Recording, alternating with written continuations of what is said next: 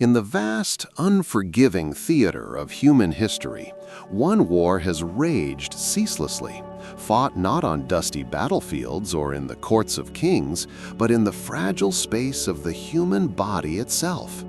This is the silent, relentless war against suffering, a conflict that defines our very existence.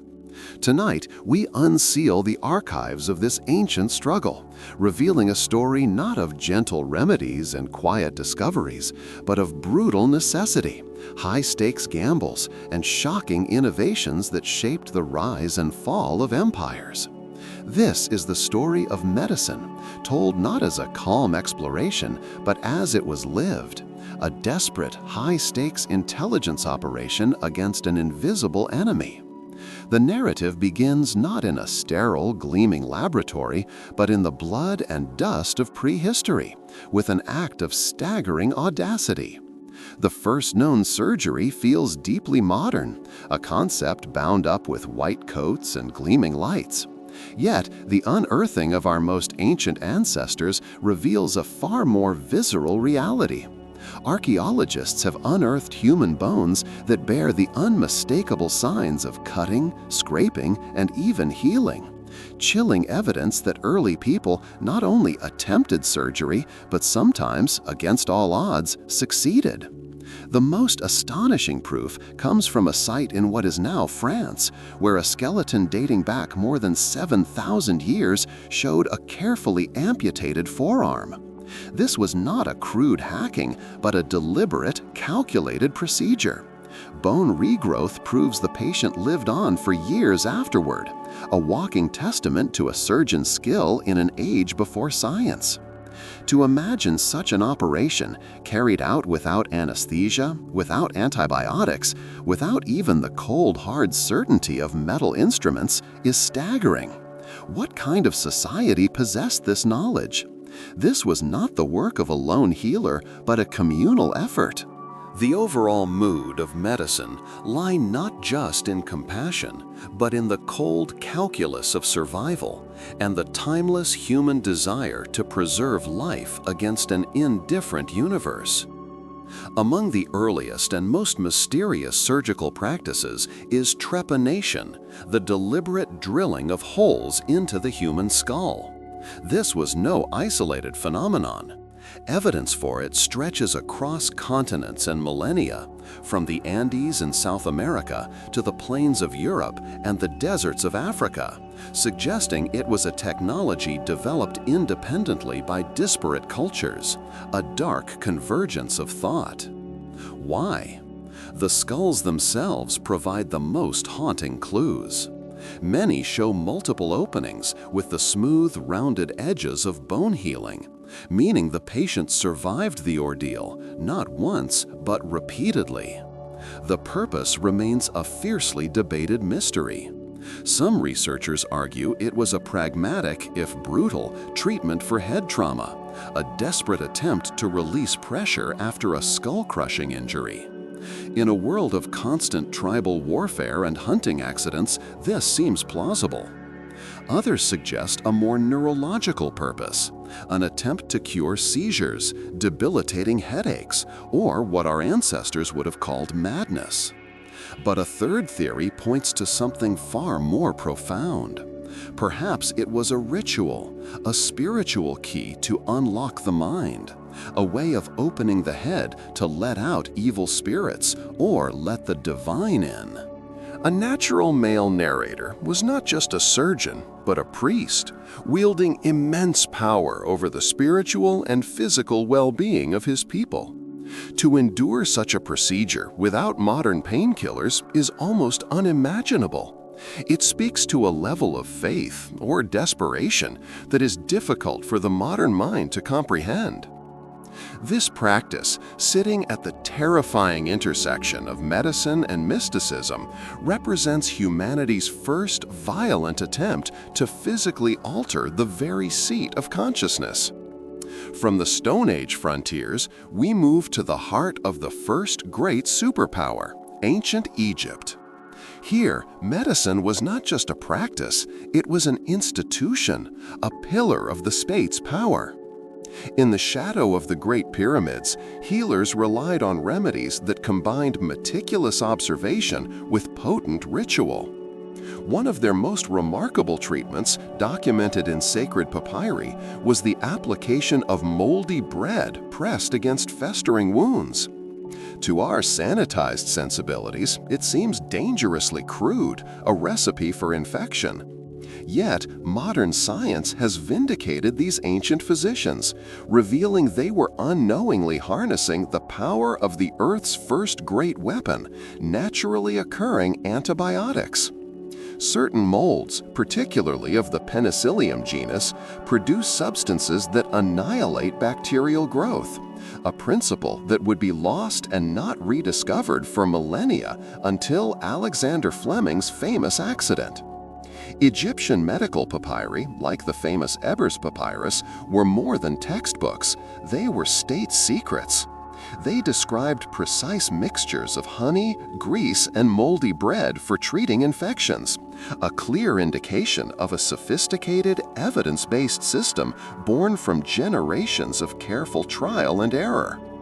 A civilization that could heal its laborers, its architects, and its soldiers more effectively than its rivals possessed a decisive strategic advantage. This knowledge, scribbled on fragile reeds, helped build an empire, proving that the power to preserve life is intrinsically linked to the power to project influence and build monuments that last an eternity. This wasn't just medicine, it was a matter of national security.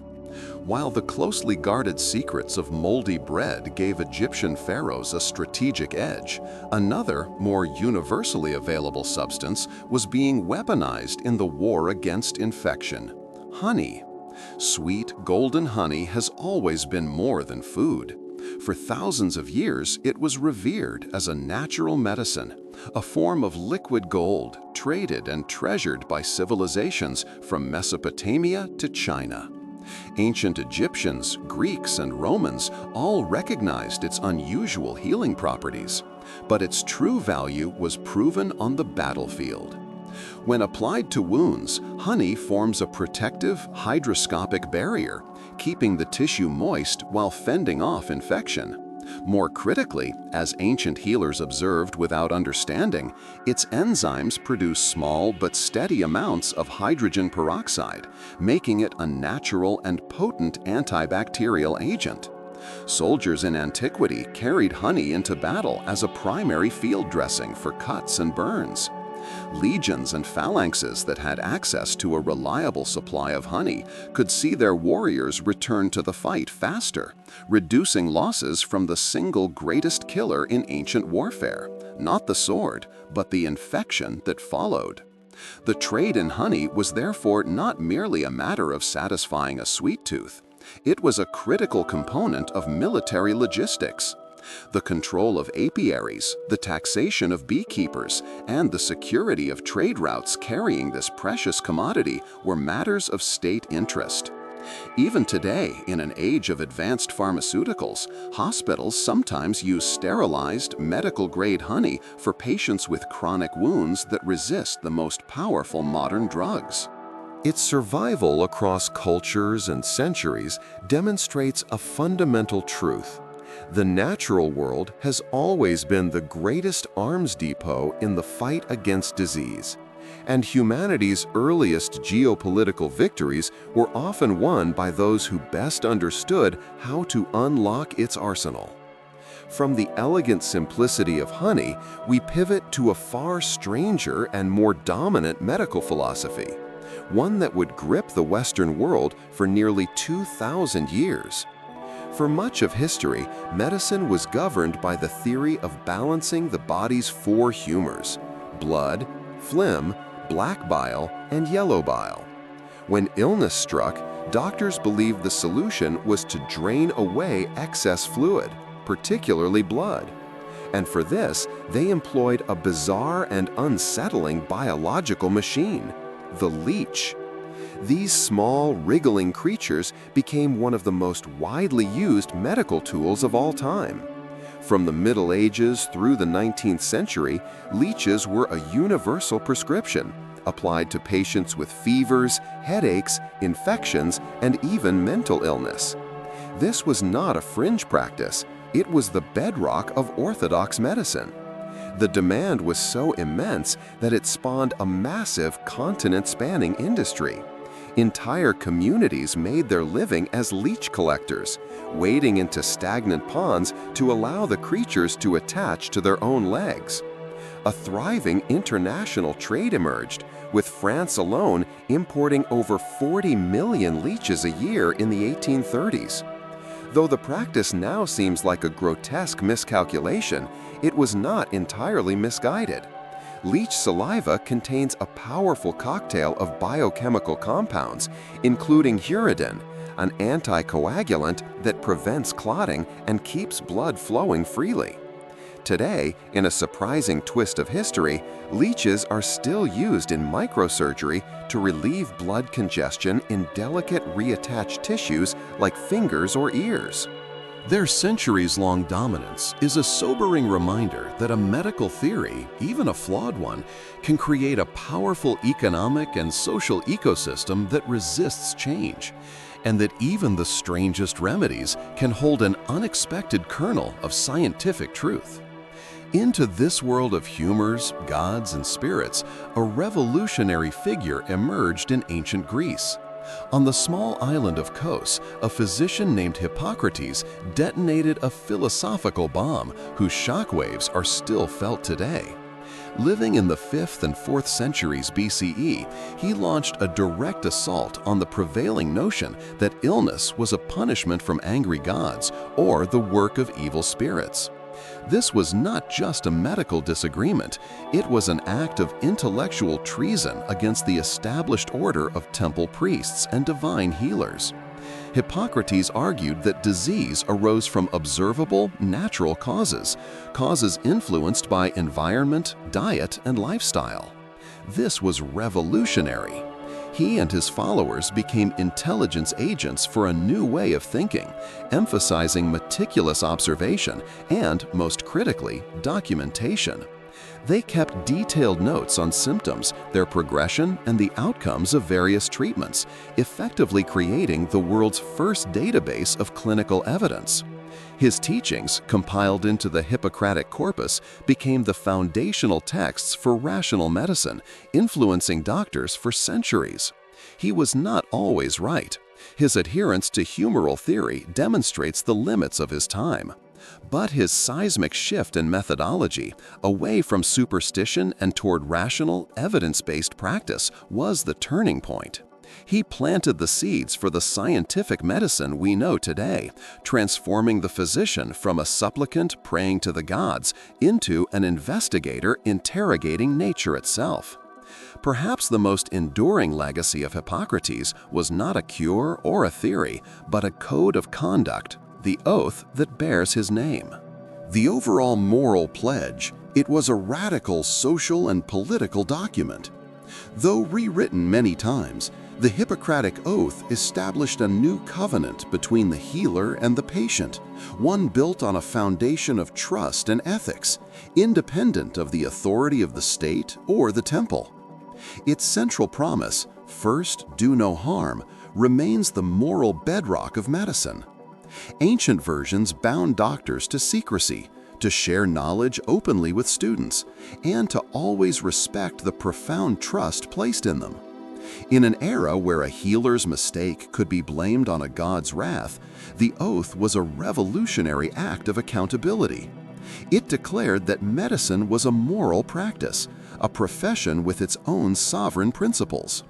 This ethical framework gave physicians immense social capital, elevating them from mere craftsmen to trusted guardians of life. Medical students around the world still recite some form of the oath at graduation, a ritual that connects them to a tradition stretching back more than 2,000 years. The wording changes, but the essence endures. It is a constant, powerful reminder that medicine is not merely a science of cures, but a moral enterprise rooted in responsibility, human dignity, and a sacred, unbreakable trust. If Hippocrates was the revolutionary who lit the fuse, a physician in the Roman Empire named Galen became the undisputed emperor of medical doctrine, an intellectual autocrat whose reign would last for more than 1,000 years. Born in the 2nd century CE, Galen's ambition was as vast as the empire he served.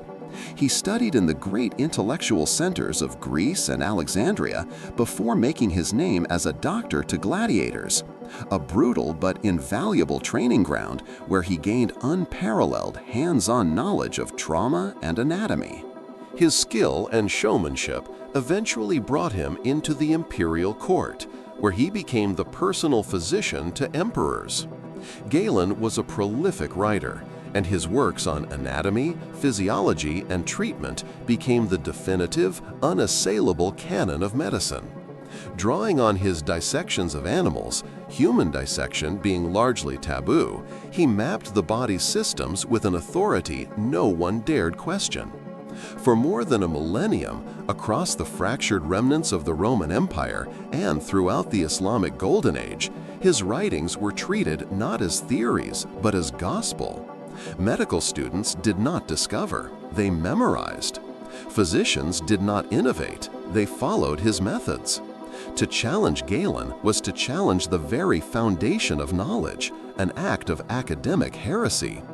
While Galen was profoundly wrong about many things, he insisted, for example, that blood ebbed and flowed from the liver like the tides rather than circulating.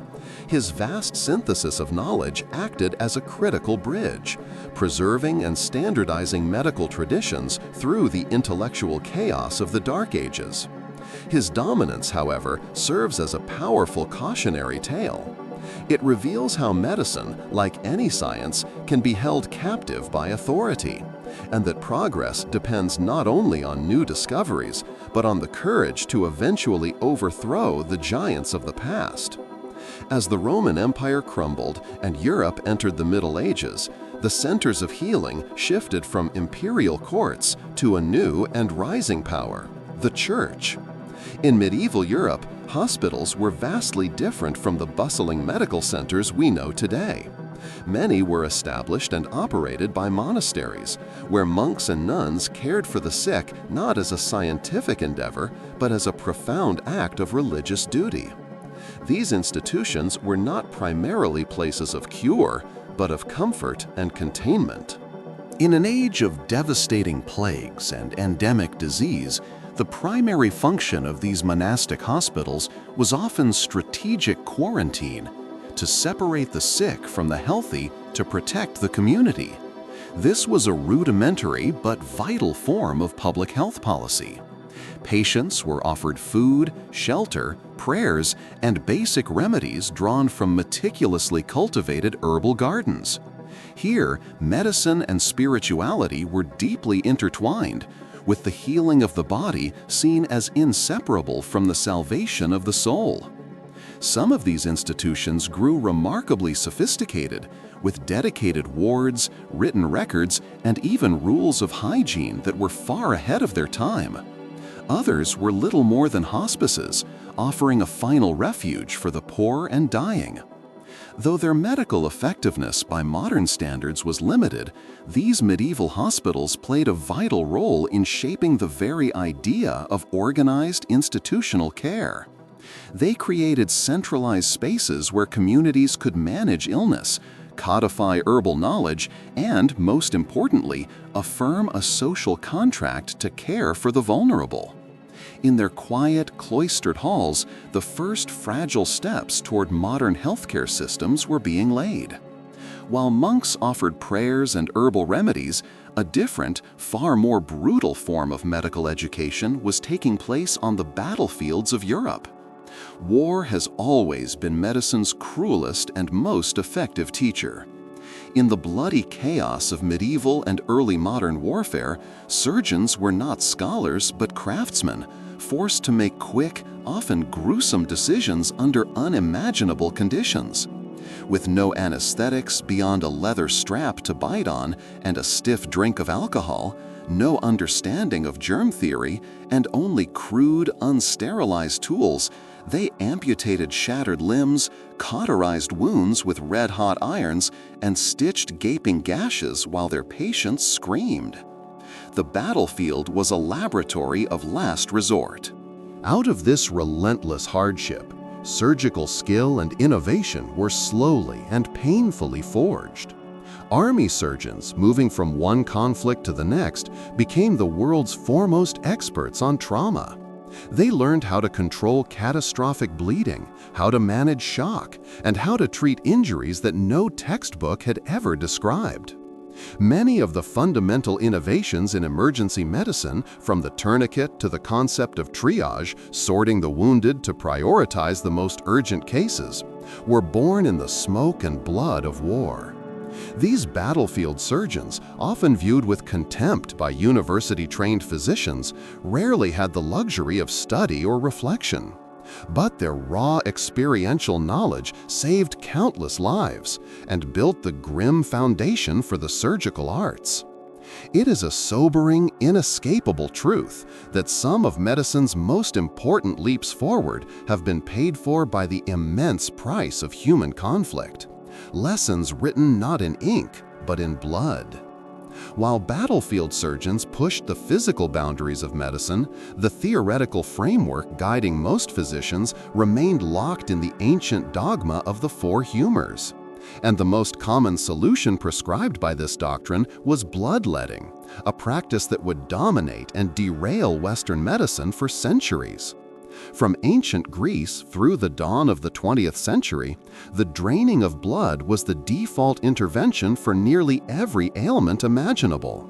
Royalty, peasants, soldiers, and scholars alike submitted to the lancet, the needle, or the leech. The practice was so deeply embedded in the medical psyche that it became a powerful and expected ritual. For a patient suffering from a raging fever or a mysterious illness, the act of bloodletting was a tangible, visible intervention. It was proof that the physician was taking decisive action. This psychological power, for both the patient and the doctor, made the practice incredibly resistant to change. It represented a physician's authority, their power to physically manipulate the very essence of the body.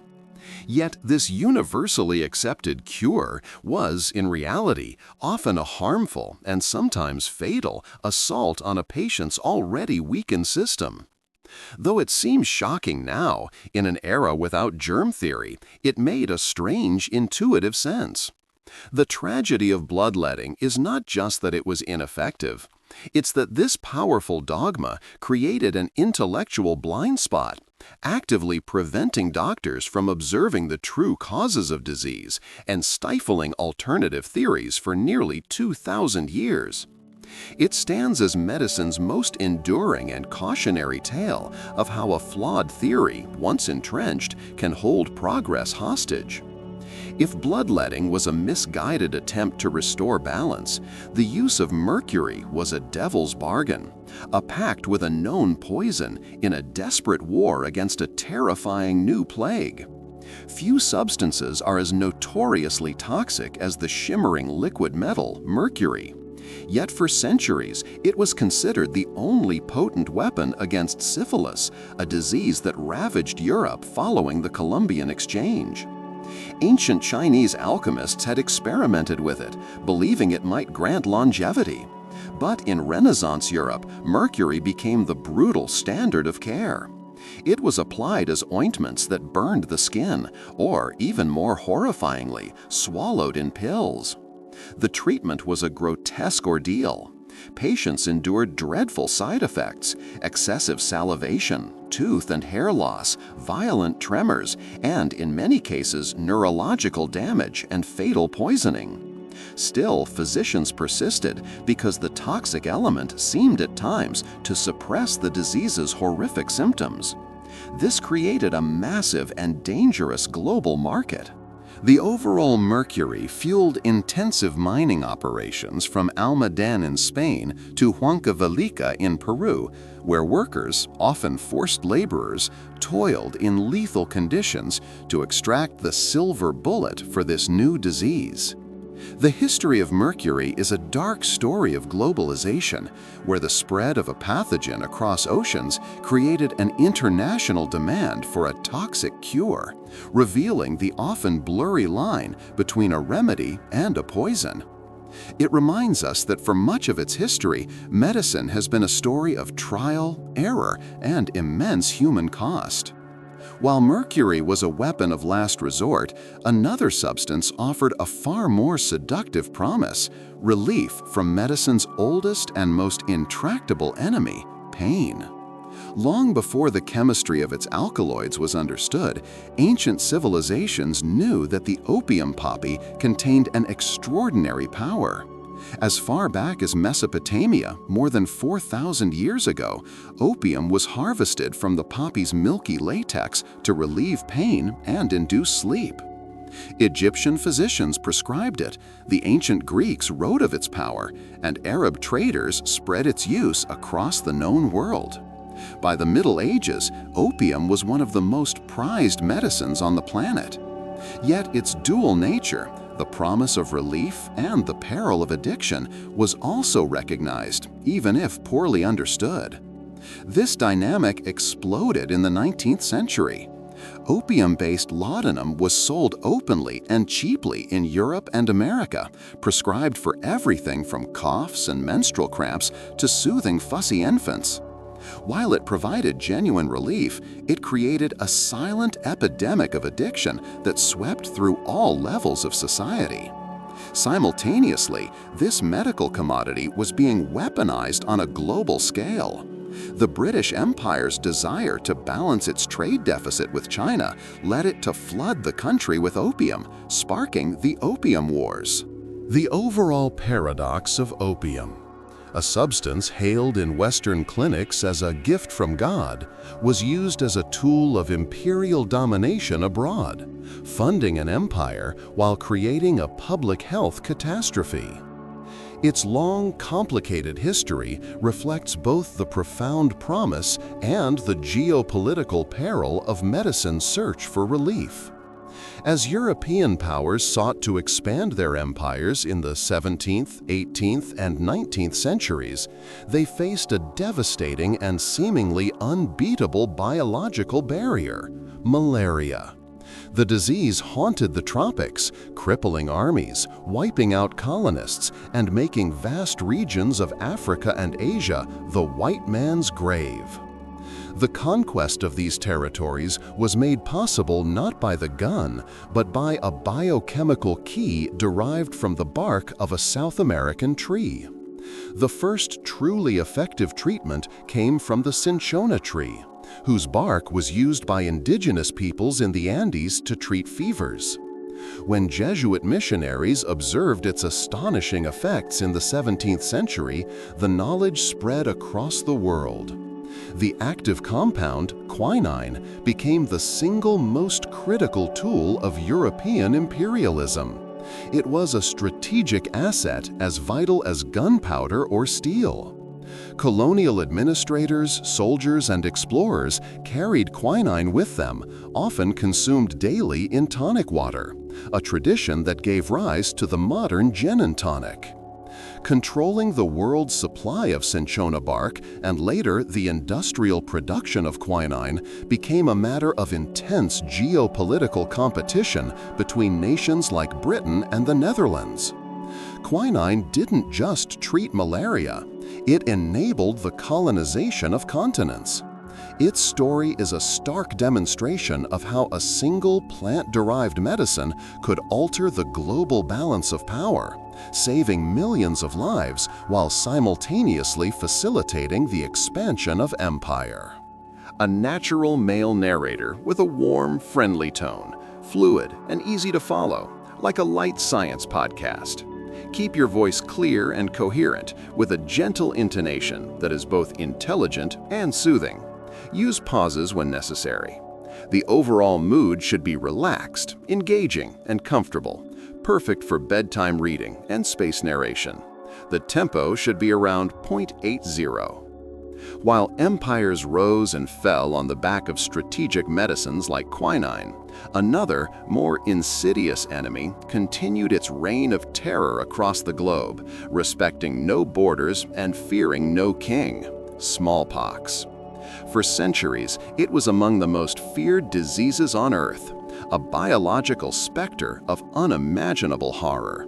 It killed millions, a third of all who contracted it, and left its survivors permanently scarred and often blind, their faces a roadmap of their ordeal. It reshaped the demographics of continents and toppled empires. The first real victory in this ancient war came not from a complex chemical formula, but from a revolutionary insight gleaned from the English countryside. In the late 18th century, a country physician named Edward Jenner made a critical observation, an act of epidemiological intelligence that would change the world. He noted that milkmaids, who were frequently exposed to cowpox, a mild, non-lethal infection contracted from cattle, seemed to possess a mysterious immunity to the ravages of smallpox. Where others saw folklore, Jenner saw a pattern, a weakness in the enemy's defenses. In May of 1796, in an experiment that would be ethically unthinkable today, but which ushered in a new era of medicine, Jenner deliberately inoculated a young boy named James Phipps with material from a cowpox sore. The child developed a mild fever, but quickly recovered. Weeks later, Jenner exposed the boy directly to smallpox. The child remained healthy. This single audacious experiment marked the birth of vaccination, a word derived from vacca, the Latin for cow. It was a radical, world-altering idea that deliberate exposure to a harmless version of a disease could forge a biological shield against its deadly cousin. Jenner's experiment deserves a closer look, not just as a medical breakthrough, but as a triumph of the scientific method over superstition. In an age when many still believed disease was caused by bad air, miasma, or divine punishment, Jenner took a bold, calculated risk based on pure observation. His genius was not just in noticing the connection between cowpox and smallpox immunity, but in his rigorous methodology. He didn't simply declare his theory, he designed an experiment to test it, documented the results meticulously, and, most importantly, published his findings for the world to scrutinize. This act of transparently sharing knowledge was as revolutionary as the vaccine itself. It was met, predictably, with skepticism and outright ridicule from the established medical and religious authorities. Critics mocked the idea of introducing an animal disease into humans, publishing cartoons of vaccinated people sprouting horns and cow heads. Yet the evidence was undeniable. Jenner's careful documentation and the sheer life-saving effectiveness of the technique eventually persuaded others to adopt it. His work did not end smallpox overnight, but it lit a path toward the entire field of modern immunology. By linking observation with deliberate, repeatable experimentation, Jenner transformed raw fear into a tangible possibility, creating one of the most powerful strategic weapons humanity has ever wielded against disease. He provided the code to unlock the body's own defense systems. Once proven, the idea of vaccination spread across the world with astonishing speed, a testament to the universal terror that smallpox inspired. This was the first truly global public health initiative, undertaken in an era without modern logistics. In the early 19th century, doctors carried Jenner's technique from village to village, often using a grim but effective method of arm-to-arm transmission, transporting the live cowpox material in the arms of children who had been freshly inoculated. Nations recognized the immense strategic value of this new technology. A vaccinated army was a superior army. A vaccinated populace was a more stable and productive populace. Spain, in an act of extraordinary vision, launched the Balmas expedition in 1803, sending a mission across its vast empire with 22 orphaned boys who served as living carriers of the vaccine to the Americas and Asia. It was a logistical feat as ambitious as any military campaign. By the mid-19th century, vaccination programs had become official state policy in many countries, dramatically reducing smallpox deaths and fundamentally altering demographics. At a time without airplanes, without refrigeration or modern distribution networks, the technology of vaccination still spread with extraordinary speed because the stakes were simply too high. Smallpox had held humanity hostage for millennia. At last, a real defense existed, and the willingness of communities and nations to adopt it set the stage for the modern public health campaigns that continue to save millions of lives today. The victory over smallpox proved that humanity could eradicate a disease. But another, more intimate enemy remained unconquered: the primal, absolute agony of the surgeon's knife. Before the mid-19th century, surgery was not a science. It was a form of controlled butchery, an ordeal of almost unimaginable horror. There was no reprieve from pain. Patients were awake, fully conscious, held down by force by strong assistants, while surgeons raced against the clock. The operating theater was a place of screams, where the only tools a surgeon had to mitigate suffering were raw speed and brutal efficiency. Pain was not a side effect, it was the central experience, an overwhelming, soul-shattering force that often led to fatal shock. Survival was profoundly uncertain. All of this changed in a few short years in the 1840s, with a discovery that would arguably do more to alter the human experience than any other in medicine: chemical anesthesia. The overall mood of substances that could render a patient unconscious and immune to pain was a watershed moment in history. Suddenly, the entire paradigm of surgery shifted. Operations could be slow, meticulous, and precise. The surgeon was no longer a sprinter against time, but a deliberate and careful craftsman.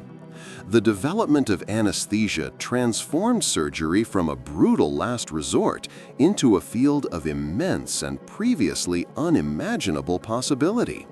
Complex, life-saving operations on the abdomen, chest, and even the brain became feasible for the first time. Anesthesia didn't just change medicine, it changed our perception of what was survivable, redrawing the boundaries between life and death. The revolution began in public. In October of 1846, in a surgical amphitheater in Boston that would later be known as the Ether Dome, a dentist named William Morton prepared to astonish the world. The audience was composed of skeptical, hard-bitten physicians who had seen and heard everything. Morton administered a vapor, sulfuric ether, to a patient about to undergo the removal of a tumor from his neck. As the chief surgeon, Dr. John Collins Warren, made the first incision, a hush fell over the room. The patient did not scream, did not flinch, did not even move. He lay still and silent, seemingly asleep. When the procedure was finished, Dr. Warren, a man not known for dramatic pronouncements, turned to the stunned audience and declared, "Gentlemen, this is no humbug." News of the demonstration spread like wildfire, transmitted by telegraph and transatlantic steamship. Ether soon became the first widely adopted anesthetic. Its effects were nothing short of miraculous, but it was far from a perfect solution. Ether was highly flammable, posing a constant risk of explosion in operating rooms lit by open gas lamps. The overall mood was unpleasant, suffocating odor, and frequently caused dangerous side effects, including nausea and respiratory distress. Even so, its success marked the definitive turning point. For the first time in human history, doctors possessed the power to temporarily switch off consciousness and operate without subjecting their patients to unbearable agony. The ether dome remains a sacred landmark in medical history, a monument to the precise moment that surgery truly began its evolution from a terrifying art of speed into the controlled science we recognize today. Hot on the heels of ether, a rival anesthetic quickly emerged, one that would capture the public's imagination even more powerfully: chloroform. Discovered in the 1830s, its anesthetic properties were introduced into surgery a decade later, promoted by physicians who praised its pleasant smell and rapid, potent effect.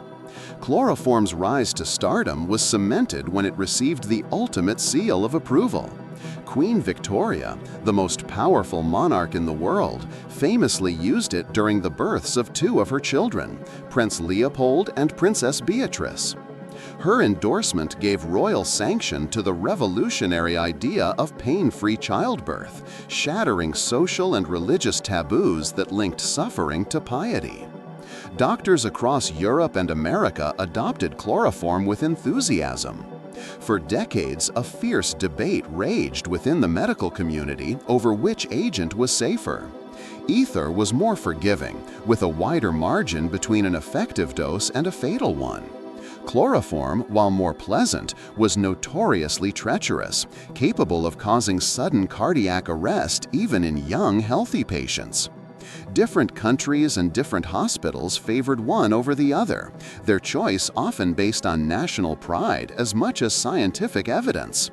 Eventually, both of these volatile early anesthetics gave way to a new generation of safer, more predictable agents. The overall mood of their rivalry illustrates the extraordinary, desperate eagerness with which the world embraced the possibility of relief from suffering.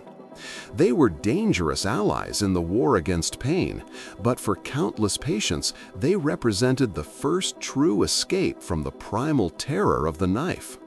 The conquest of pain opened the body to the surgeon, but the invisible world of microbes still held the power of life and death. An operation could be a technical masterpiece, yet the patient would die days later from a rampant infection. A new weapon was needed, one that could fight the enemy not on the scale of organs and tissues, but at the microscopic level. The breakthrough, when it came, was not the result of a grand strategic plan, but of a now legendary accident, a moment of battlefield luck that would pivot the war against disease. In September 1928, the Scottish bacteriologist Alexander Fleming returned to his London laboratory after a holiday. He found a stack of petri dishes he had left out, one of which was contaminated by a common blue-green mold. But as he was about to discard it, he noticed something extraordinary. Around the invading mold was a perfect clear circle, a kill zone where the colonies of Staphylococcus bacteria had been completely annihilated. Fleming realized with a jolt of insight that the mold, later identified as Penicillium notatum, was manufacturing a substance lethal to bacteria. He called it penicillin. At first, his discovery attracted little serious attention. Penicillin was difficult to produce, unstable, and its full potential was not yet understood. For over a decade, it remained a laboratory curiosity. It was only with the outbreak of the Second World War and the urgent need to treat infected wounds on a massive scale that a team of researchers at Oxford University, led by Howard Florey and Ernst Chain, developed methods to mass-produce the drug. Penicillin quickly became known as a miracle drug, saving countless soldiers from infections that had once been a guaranteed death sentence. What began as a chance observation in a cluttered lab became one of the most important strategic breakthroughs in all of medical history. A powerful reminder that the greatest discoveries often emerge not from what we are looking for, but from what we are prepared to see. The arrival of penicillin and the flood of other antibiotics that followed transformed the course of human history with a speed and finality that is hard to overstate. This was not a minor advance, it was the dawn of a new era. Before antibiotics, even a minor wound could kill. A scratch from a rose thorn, a scraped knee, a toothache, any of these could allow bacteria to breach the body's defenses and spread uncontrollably, leading to sepsis and death. The arrival of antibiotics fundamentally altered this grim reality. Suddenly, devastating bacterial diseases like pneumonia, tuberculosis, scarlet fever, and syphilis could be treated and cured effectively. Global mortality rates plummeted. Surgeries, which had always been a gamble against post-operative infection, became vastly safer. The ripple effects were immense, reshaping the very architecture of modern medicine. Complex procedures we now take for granted, from organ transplants and joint replacements to cancer chemotherapy, are only possible because of the protective shield of antibiotics, which guard vulnerable patients against infection. The overall mood of daily life and global demographics, allowing entire generations to grow up healthier and with far longer life expectancies than their ancestors could have ever dreamed of. The antibiotic revolution stands as one of the greatest triumphs of 20th century science, an achievement that rivals the power of vaccines in its impact. Humanity, for the first time, seemed to have gained the upper hand in the ancient war against its microbial enemies. But our victory was not final. In this biological arms race, the enemy adapts, evolves, and launches its own counteroffensive. The very triumph of antibiotics has given rise to a terrifying shadow: antibiotic resistance. Bacteria are masters of evolution, astonishingly adaptable organisms that reproduce at incredible speeds. With each dose of an antibiotic we use, we are applying immense selective pressure.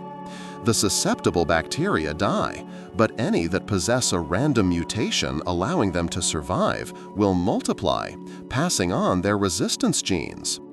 Over decades of widespread and often careless use, this relentless process has produced multi-drug resistant superbugs that no current medicine can defeat. In hospitals around the world, physicians are now confronting strains of tuberculosis, gonorrhea, staphylococcus, MRSA, and other pathogens that shrug off every available antibiotic in our arsenal. Doctors are forced to watch as patients succumb to infections that were once considered trivial but have now become untreatable. The World Health Organization has declared antibiotic resistance a global crisis, warning of a post-antibiotic future where routine surgeries, childbirth, and simple injuries could once again carry a mortal risk. The story of antibiotic resistance is a chilling and urgent lesson in evolutionary biology. It shows that even our greatest medical victories are not permanent conquests, but temporary truces in an ongoing high-stakes struggle between human ingenuity and microbial evolution. The overall microbes, as the dual realities of antibiotic power and microbial resistance, a parallel revolution in biology was quietly unfolding. It revealed that the human body was not a sterile fortress under constant attack, but a vibrant, teeming ecosystem. Inside and upon every human body lives an entire universe of microorganisms, trillions of bacteria, fungi, and viruses known collectively as the microbiome. This discovery fundamentally shattered our perception of self. Far from being uniformly hostile invaders, these microbes are revealed to be essential partners in our survival. In the gut, a vast and complex community helps digest food, synthesizes critical vitamins, and, most importantly, trains our immune system, teaching it to distinguish friend from foe. On the skin, they form a living protective barrier against harmful pathogens. Each person's microbiome is a unique biological signature, a living record shaped by diet, environment, genetics, and even the method of our birth. Scientists are now uncovering profound links between imbalances in this microbial world, dysbiosis, and a host of modern afflictions, including obesity, allergies, autoimmune diseases, and even mental health disorders. The idea that our health depends not only on our own human cells, but on the delicate harmony of our microbial partners has launched a new era in medicine. We are not singular beings, but walking ecosystems, living symphonies of human and microbial life inextricably intertwined. This new understanding represents a paradigm shift from a strategy of total war against all microbes to one of diplomacy and ecological management. This new ecological perspective has given rise to treatments that would have been unthinkable just a few decades ago, none more surprising than the fecal transplant. For patients suffering from recurrent infections of Clostridioides difficile, a brutal bacterium that can devastate the gut after antibiotic use, traditional therapies often fail, leading to a debilitating and sometimes fatal cycle of illness. The solution, it turns out, is not a newer, more powerful antibiotic, but a radical act of ecological restoration. Doctors discovered that transferring a processed stool sample from a healthy donor into the patient's intestines could completely reboot the microbial community, restoring balance and eliminating the C. difficile infection. The success rates have been astonishingly high, with many patients achieving full recovery after years of suffering. Though the idea may sound unsettling, it is a powerful demonstration of the microbiome's central role in health. It has opened the floodgates to new research, with scientists exploring whether similar microbial therapies could help treat inflammatory bowel disease, obesity, or even neurological conditions influenced by the crucial gut-brain axis. The treatment underscores a humbling but profound truth. Sometimes, the key to healing lies not in developing a new weapon to eradicate a single pathogen, but in restoring the delicate harmony of the entire system. It is a sign of medicine's growing maturity, learning to work with nature rather than wage constant war against it. While some scientists were uncovering the vast inner world of the microbiome, others were on a desperate hunt to solve a different kind of internal crisis, the mystery of diabetes. Before the 1920s, a diagnosis of type 1 diabetes was a death sentence. Patients, often young children, faced a grim and certain fate, wasting away as their bodies became unable to process sugar. The only available treatment was a futile attempt at starvation diets. The breakthrough came in a sweltering Toronto laboratory in the summer of 1921. A team of Canadian researchers, led by surgeon Frederick Banting and his assistant Charles Best, succeeded in isolating a mysterious substance from the pancreases of dogs. They hypothesized that this substance, which they named insulin, was the key that controlled blood sugar. They injected their extract into diabetic dogs and watched astounded as the animals' symptoms vanished. Soon after, they initiated human trials, and the results were nothing short of miraculous. Emaciated, near-comatose patients in hospital wards were brought back from the brink of death. Their strength returned, color flooded back into their faces, and lives that were slipping away were restored. The discovery of insulin was a landmark moment, transforming diabetes from a rapidly fatal disease into a manageable chronic condition. It was a milestone in endocrinology, proving that a missing hormone could be identified, isolated, and replaced. The Nobel Prize was awarded with record speed, but the true reward was the millions of lives that were and continue to be saved by this monumental achievement. The immediate challenge following the discovery was one of industrial-scale production. In the early years, the only way to produce life-saving insulin was to extract it from the pancreases of animals, primarily cows and pigs. This created a massive, unforeseen link between the medical world and the agricultural industry. Slaughterhouses became a critical part of the pharmaceutical supply chain. Pharmaceutical companies processed millions of animal organs to yield enough insulin for the growing number of human patients. While undeniably life-saving, these animal-derived preparations were not perfect. Subtle differences in the molecular structure could cause some patients to develop allergic reactions. Variations between batches required frequent dose adjustments. Nonetheless, for the first time in history, people with diabetes could live near normal lives, their survival tethered to this constant supply from the farm. This dependence on animal organs to sustain human health illustrates both the incredible ingenuity and the inherent limitations of early 20th century medicine. It was a brute force solution, but an effective one, highlighting the extraordinary efforts society was willing to make to preserve life, transforming a fatal disease into a treatable condition, one painstaking batch at a time. The era of animal insulin came to a dramatic end in the 1980s with the dawn of the biotechnology revolution. A new and powerful tool, recombinant DNA technology, allowed scientists to achieve what had once been the realm of science fiction, producing perfect human insulin in a laboratory. The process was ingenious. Scientists identified and isolated the human gene for insulin and inserted it into common E. coli bacteria. These genetically engineered microbes were then grown in massive fermentation vats, where they became microscopic factories, churning out vast quantities of pure synthetic human insulin. This new form of insulin was chemically identical to the version produced by a healthy human pancreas, which eliminated the allergic reactions and inconsistencies of the animal-derived products. Furthermore, this technological leap opened the door to creating modified designer insulins, analogs engineered to act more rapidly or last longer, allowing for treatment to be precisely tailored to an individual patient's needs.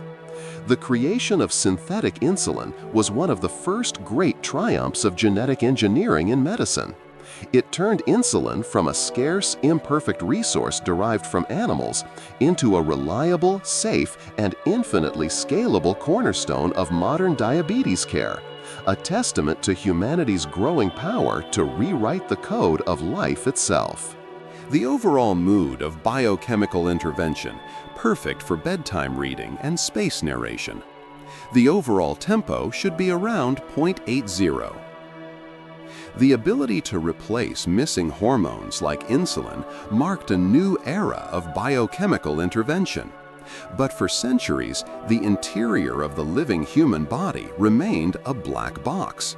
Physicians could only guess at what was happening inside based on external symptoms. Surgery was the only way to get a direct look, a brutally invasive act of reconnaissance. This all changed in 1895, when German physicist Wilhelm Conrad Röntgen made a startling and accidental discovery that would forever change the nature of diagnosis. While experimenting with cathode rays in a darkened laboratory, he noticed that a mysterious new kind of radiation, which he called X-rays, could pass through solid objects of varying densities and project a shadow image onto a fluorescent screen.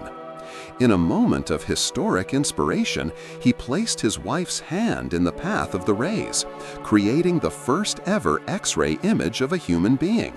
A ghostly skeletal picture revealing her bones and wedding ring. The implications were immediate and profound. Within months, X-ray machines were being built and installed in hospitals worldwide. For the very first time, doctors possessed a form of surveillance technology that allowed them to peer inside living patients without making a single incision. They could now detect fractures, locate swallowed objects or bullets, and identify the telltale shadows of lung diseases like tuberculosis. The X-ray revolutionized diagnostics, turning invisible illness into visible, actionable intelligence. Though early practitioners, unaware of the dangers, exposed themselves to hazardous levels of radiation, the technology quickly became indispensable. It opened a window into the body that medicine had never known, fundamentally reshaping the practice of diagnosis from an art of deduction into a science of direct observation. The story of radiation in medicine is inseparable from the work of one of history's greatest scientific minds, Marie Curie.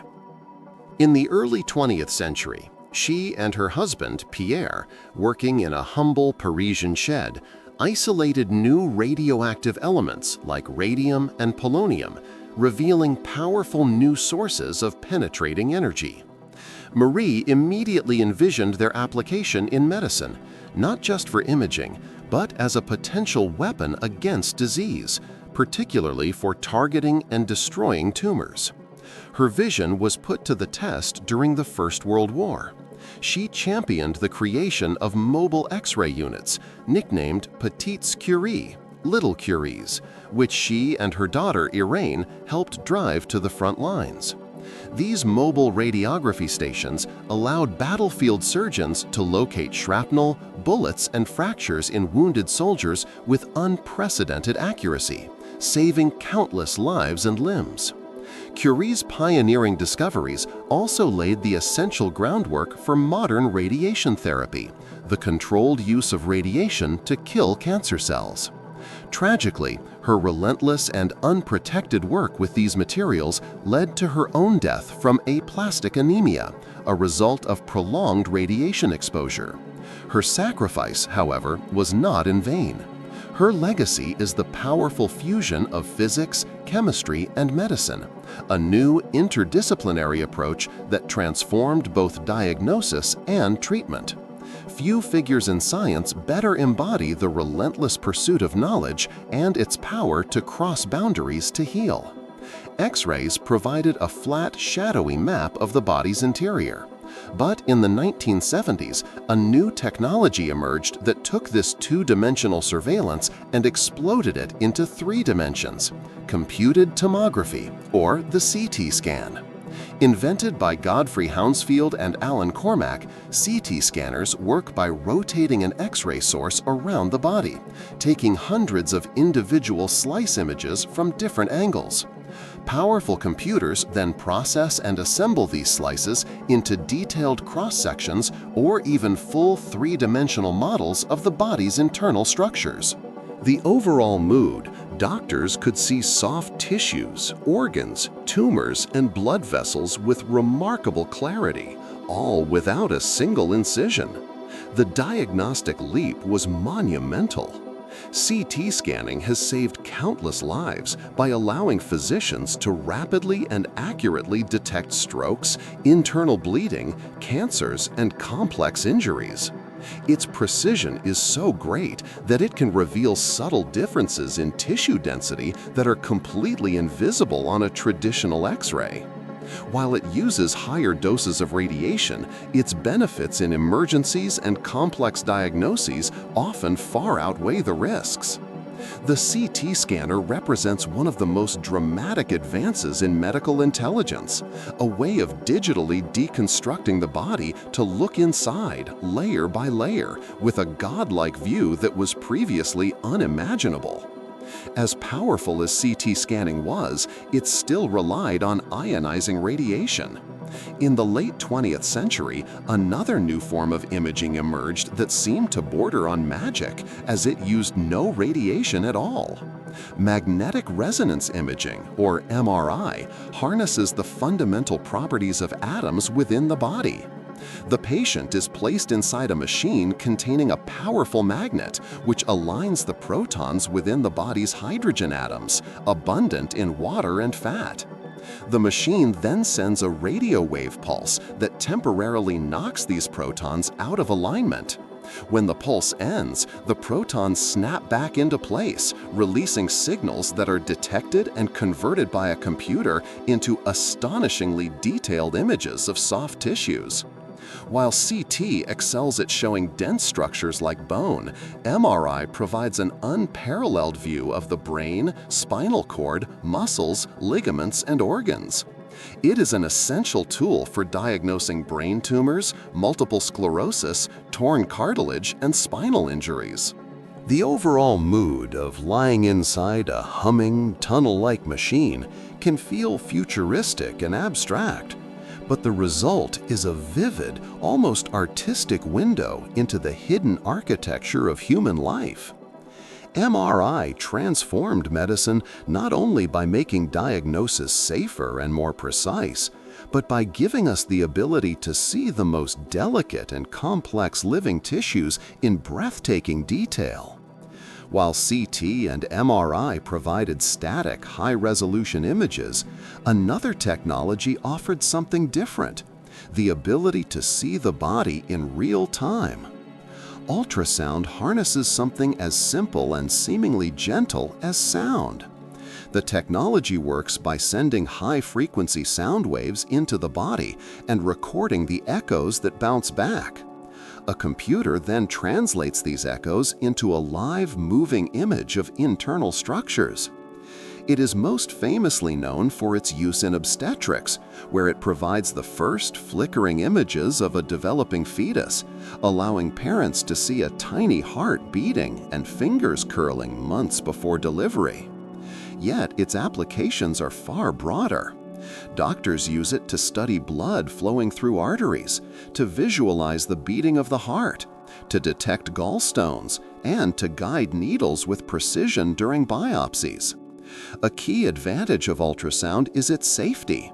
Unlike X-rays or CT scans, it uses no ionizing radiation, making it safe for repeated use, especially in sensitive patients like pregnant women and children. Its versatility and the development of portable, inexpensive devices have brought this imaging power into rural clinics, ambulances, and remote settings where rapid diagnosis can save lives. The pictures may seem grainy compared to the clarity of an MRI, but ultrasound's combination of speed, safety, and real-time feedback has made it one of the most indispensable and widely used diagnostic tools in all of medicine. With sound alone, doctors can see beneath the skin, turning invisible echoes into life-saving insight.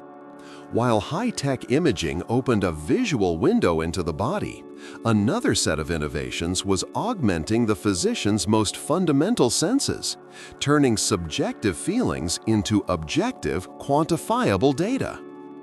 Today, the stethoscope is such a ubiquitous symbol of medicine that it feels as ancient as the art of healing itself. Yet it was invented only in 1816 by a French physician named René Laennec. Before his invention, the primary method of listening to the heart and lungs, auscultation, was immediate and often awkward. Doctors placed their ear directly against a patient's chest. Seeking more precision and a greater degree of modesty, Laennec famously rolled a sheet of paper into a tube and was astonished to discover that the sounds of the heart and lungs were not only transmitted but amplified with startling clarity. From this simple, improvised experiment, the modern stethoscope was born. It rapidly evolved into the recognizable Y-shaped device, a simple but powerful tool that allowed physicians to decode a hidden language within the body. With it, they could hear the subtle murmurs of a faulty heart valve, the crackles of fluid in the lungs indicating pneumonia, and the rhythms that revealed hidden cardiac disease. The stethoscope was a revolutionary piece of technology. It extended the physician's sense of hearing directly into the patient's thoracic cavity. Even in our current age of advanced digital imaging, the stethoscope remains a vital frontline instrument, portable, personal, and profoundly effective. Every doctor who bends close to a patient with this instrument is participating in a 2-century-old tradition that began with one man's curiosity and a rolled-up piece of paper. In the same way the stethoscope amplified hearing, another instrument brought precision to the sense of touch. For most of history, the diagnosis of fever was a completely subjective art. A physician would gauge a patient's temperature by pressing a hand to their forehead, making a judgment call based on personal experience. It was imprecise and notoriously unreliable. Two different doctors could come to two completely different conclusions about the same patient. The invention of the thermometer brought a revolution in measurement. Early glass thermometers were developed as far back as the 17th century, but they were often cumbersome, slow, and fragile. It was in the 19th century that smaller, faster, and more accurate clinical thermometers became common in hospitals. For the first time in history, fever, one of the cardinal signs of disease, could be tracked in precise, standardized degrees. This simple tool transformed diagnosis and patient management. It allowed doctors to monitor the trajectory of an infection with objective data, noticing patterns over hours and days that revealed whether a treatment was working or an illness was worsening. This shift from subjective sensation, the patient feels warm, to objective data, the patient's temperature is 102.4 degrees, was a monumental step in making medicine a true science. Later, thermometers became common household objects, empowering families to monitor their own health and make more informed decisions. By standardizing the measurement of fever, the thermometer gave medicine a new, universal language of numbers, enabling a clearer and more precise understanding of the course of disease. The final piece of this trifecta of diagnostic data came with the ability to measure the invisible force within the arteries. The human pulse had always offered clues about a patient's circulation, but it was the invention of the sphygmomanometer in the late 19th century that allowed doctors to directly and non-invasively measure blood pressure. Using an inflatable cuff to temporarily halt arterial flow, a column of mercury or a dial to measure pressure, and a stethoscope to listen for the returning pulse, physicians could now quantify the force of blood moving through the circulatory system. This breakthrough had immediate and massive implications for public health. It revealed the existence of hypertension, or high blood pressure, as a silent but deadly killer. Before this, a person could have dangerously high blood pressure and feel perfectly well, unaware of the immense strain on their heart and blood vessels. The sphygmomanometer unmasked this hidden risk factor for heart disease, stroke, and kidney failure. Patients who felt fine could now be warned of a clear and present danger long before catastrophic symptoms appeared. Tracking blood pressure became a cornerstone of preventive medicine, guiding lifestyle changes and the development of treatments that now save millions of lives every single year. Today, automatic digital cuffs are commonplace, but the principle remains the same as it was a century ago, translating the rhythmic push of blood against an artery wall into critical, life-saving knowledge. Together, the stethoscope, thermometer, and sphygmomanometer formed a new toolkit for the modern physician, transforming the patient's body from a place of mystery into a system that could be measured, mapped, and understood. With the ability to diagnose, anesthetize, and protect against infection, medicine was now emboldened to approach the very citadel of life. For all history, this tireless beating muscle was considered untouchable, the sacred and immutable engine of life. To stop the heart, even for a moment, was to cross the threshold of death. But in the mid-20th century, a new generation of audacious surgeon engineers began to see the heart not as a mystical seat of the soul, but a pump, a complex, brilliant, but ultimately mechanical pump that could, in theory, be repaired or even replaced. This conceptual shift launched one of the most dramatic and high-stakes chapters in medical history. In December 1967, in Cape Town, South Africa, surgeon Christian Barnard performed an operation that many in the medical establishment considered reckless, a shocking act of hubris. He took the still warm heart from a brain-dead donor and transplanted it into the chest of Louis Washkansky, a man whose own heart was failing. The operation was a technical success. For 18 days, the world watched, electrified, as a dead woman's heart beat inside another man's chest. Though Washkansky ultimately succumbed to pneumonia, his immune system weakened by anti-rejection drugs, his brief survival proved the audacious concept was possible. Barnard became an instant global celebrity, a symbol of medicine's new, daring frontier. The first heart transplant was more than a medical procedure.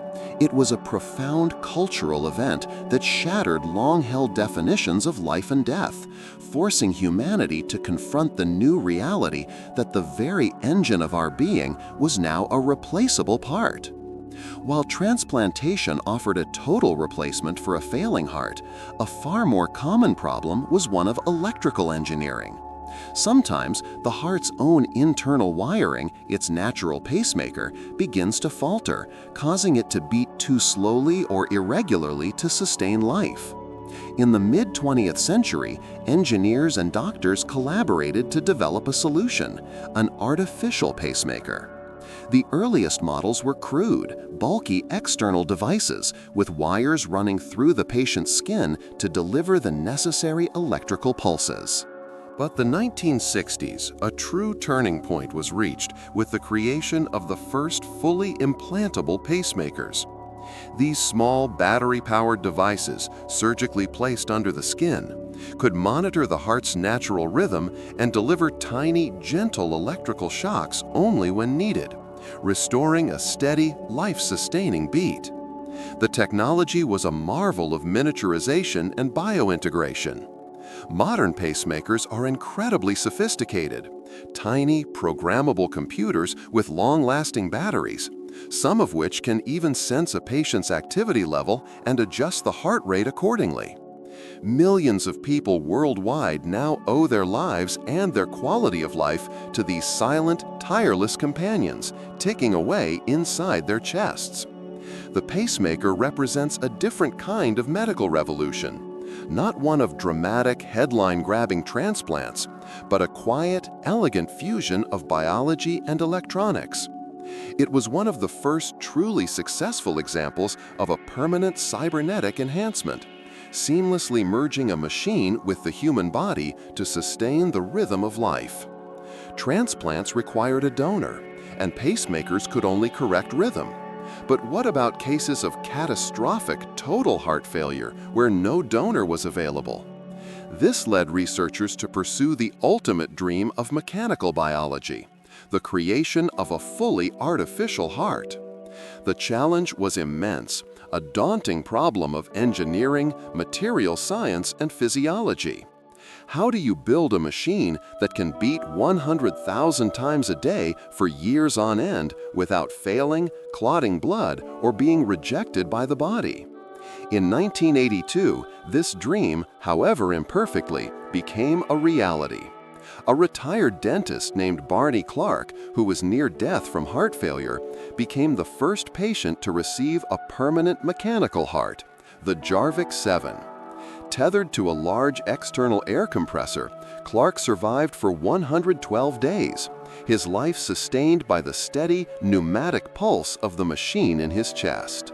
His case, followed intensely by the global media, proved that replacing the biological heart with a man-made device was possible.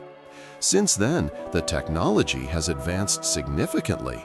Smaller, more sophisticated devices now serve as crucial bridges to transplant, keeping patients alive for months or even years while they await a suitable donor organ.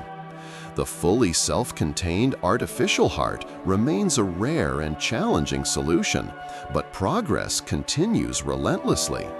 The concept that humanity can replicate and replace its most vital organ is both deeply inspiring and profoundly sobering. Artificial hearts stand at the very frontier of medicine, blurring the line between biology and engineering and raising the ultimate questions about what it means to replace the very engine of life with a machine. The success in mechanically supporting the heart emboldened medicine to tackle other failing organ systems. When the kidneys fail, the body's intricate filtration system collapses. Lethal toxins build up in the blood, and life quickly hangs in the balance. For centuries, this condition was untreatable and universally fatal. The solution came not from a gleaming corporate laboratory, but from the desperate ingenuity of a physician in the Nazi-occupied Netherlands during World War II. In the 1940s, Dutch physician Willem Kolff, working with severely limited resources, built the first artificial kidney, or dialysis machine, from an improvised collection of sausage casings, a washing machine drum, and other scrounged parts. The principle was brilliant in its simplicity. The sausage casings acted as a semi-permeable membrane, allowing toxins to filter out of the blood into a cleansing bath while keeping essential proteins in. This crude, clanking device was the first machine to successfully replicate the function of a major internal organ. Over the following decades, dialysis was refined into a routine, life-sustaining treatment. The overall mood of modern dialysis transformed kidney failure from an acute death sentence into a manageable chronic condition, keeping millions of patients alive for years, sometimes decades. It also served as a critical enabling technology, paving the way for the ultimate solution, kidney transplantation, by giving patients the precious gift of time. Each hum of a modern dialysis machine is a direct echo of medicine's astonishing ingenuity, a mechanical lifeline born from creativity in a time of darkness. From replacing the body's chemical filters, technology then turned to one of the most profound and delicate of human experiences, the senses. For people born profoundly deaf or who lose their hearing later in life, the world can become a place of deep and isolating silence. The cochlear implant offered an almost miraculous possibility, the chance to restore a human sense through technology. Unlike a hearing aid, which simply amplifies sound, a cochlear implant is a neural prosthetic that bypasses the damaged parts of the inner ear entirely. The device works in a series of sophisticated steps. A microphone captures sound. A processor converts it into digital signals, and these signals are sent to tiny electrodes surgically implanted in the cochlea, which then stimulate the auditory nerve directly. The brain, in its remarkable plasticity, learns to interpret these electrical signals as sound. First developed in the 1970s, the technology was initially controversial, sparking debates within deaf communities about culture, identity, and the very definition of hearing. But for many users, the results have been life-altering. Children with implants can often learn to speak and integrate into hearing schools. A natural male narrator with a warm, friendly tone. The overall mood of bedtime reading and space narration is comfortable, engaging, and pleasant, perfect for rediscovering the sound of a loved one's voice, the complexity of music, or the simple awareness of environmental sounds they thought were lost forever.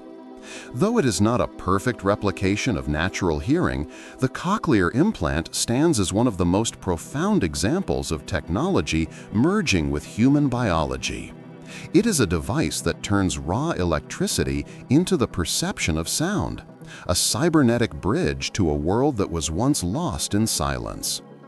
The success of the cochlear implant inspired an even more audacious goal: to restore the sense of sight. For millennia, blindness has been one of humanity's most feared and irreversible afflictions. Yet in recent decades, researchers have begun to develop bionic eyes, prosthetic devices designed to restore a degree of functional vision. These incredible systems work by capturing images from a small camera mounted on a pair of glasses. The images are then converted into electrical signals and transmitted to an implant with an array of electrodes placed on the surface of the retina or, in some experimental models, directly in the brain's visual cortex. The electrodes stimulate the remaining healthy neural cells, causing the patient to perceive flashes of light, or phosphenes. The vision provided by these early systems is rudimentary, often limited to perceiving high-contrast shapes, outlines, or the presence of light and shadow. It is not the rich, detailed world most of us see. But for a patient who has lived in total darkness for years, the ability to distinguish a doorway, navigate a sidewalk, or see the presence of a family member in the room is a moment of breathtaking, life-changing significance. Advances in microelectronics and neuroengineering continue to push the boundaries of what is possible, with future research aiming for higher resolution and even color perception. Bionic eyes blur the line between human and machine more than ever before, offering a powerful glimpse into a future where senses once thought lost forever may one day be reawakened by the spark of technology. The successful integration of machines to restore senses like hearing and sight was a monumental achievement. But the next frontier was even more ambitious, restoring not just perception, but action. The loss of a limb has always been a devastating, life-altering event. For centuries, prosthetic technology advanced slowly, from simple wooden legs to more functional but still passive replacements. The most astonishing leap forward came when scientists and engineers learned how to bridge the gap between mind and machine, connecting advanced prosthetics directly to the body's own neural and muscular systems. This new generation of neuroprosthetics allows them to respond directly to thought. The process is a symphony of biology and advanced computation. Electrodes, either implanted in muscles or placed on the skin, detect the faint electrical signals from the brain that are intended for the missing limb. These signals are then decoded by a microprocessor in real time and translated into commands for the prosthetic's motors. A hand that opens and closes, fingers that can grasp a delicate object, an arm that bends at the elbow, all controlled by the user's silent intention. Some of the most advanced prosthetics now even provide sensory feedback, using pressure sensors in the fingertips to send signals back to the wearer's nerves, allowing them to feel the texture or firmness of an object. These innovations are transforming prosthetics from passive cosmetic tools into living, responsive extensions of the body, restoring not just function, but a sense of wholeness, independence, and dignity. To watch someone tie their shoes or pick up a glass of water using a thought-controlled prosthetic is to witness science fiction made manifest, a demonstration of how far medicine has come in seamlessly merging human will with robotic technology. This same principle of extending human capability through machines has also revolutionized the operating room. No matter how skilled or steady, the human hand has inherent physical limitations. It can tremble, it can fatigue, and it cannot move with microscopic precision. Robotic surgery, first developed in the late 20th century, was designed to overcome these limitations.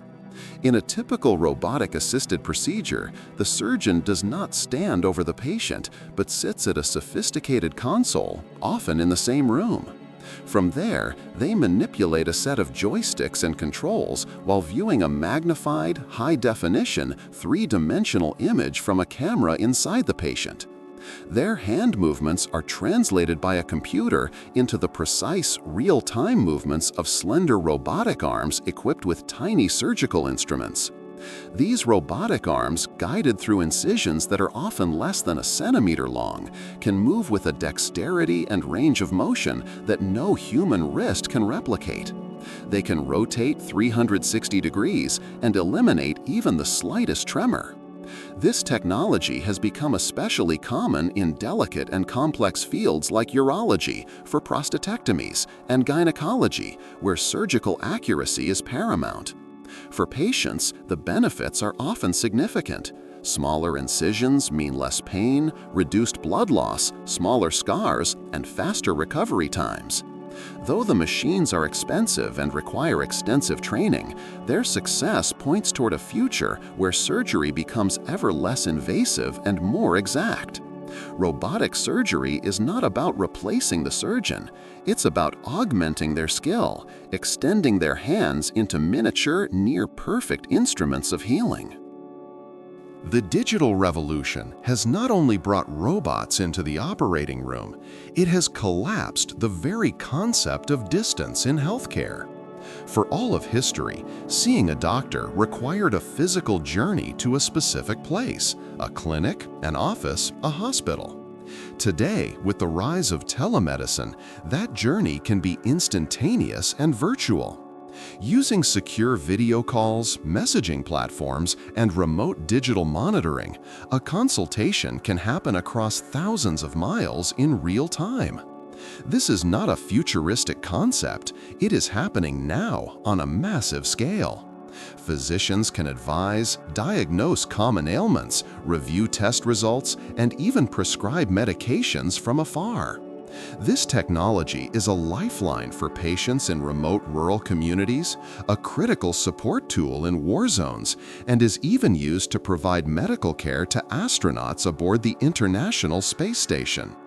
The COVID-19 pandemic acted as a massive catalyst, accelerating the adoption of telemedicine by years and proving that a vast number of routine appointments could be managed effectively and safely from a distance.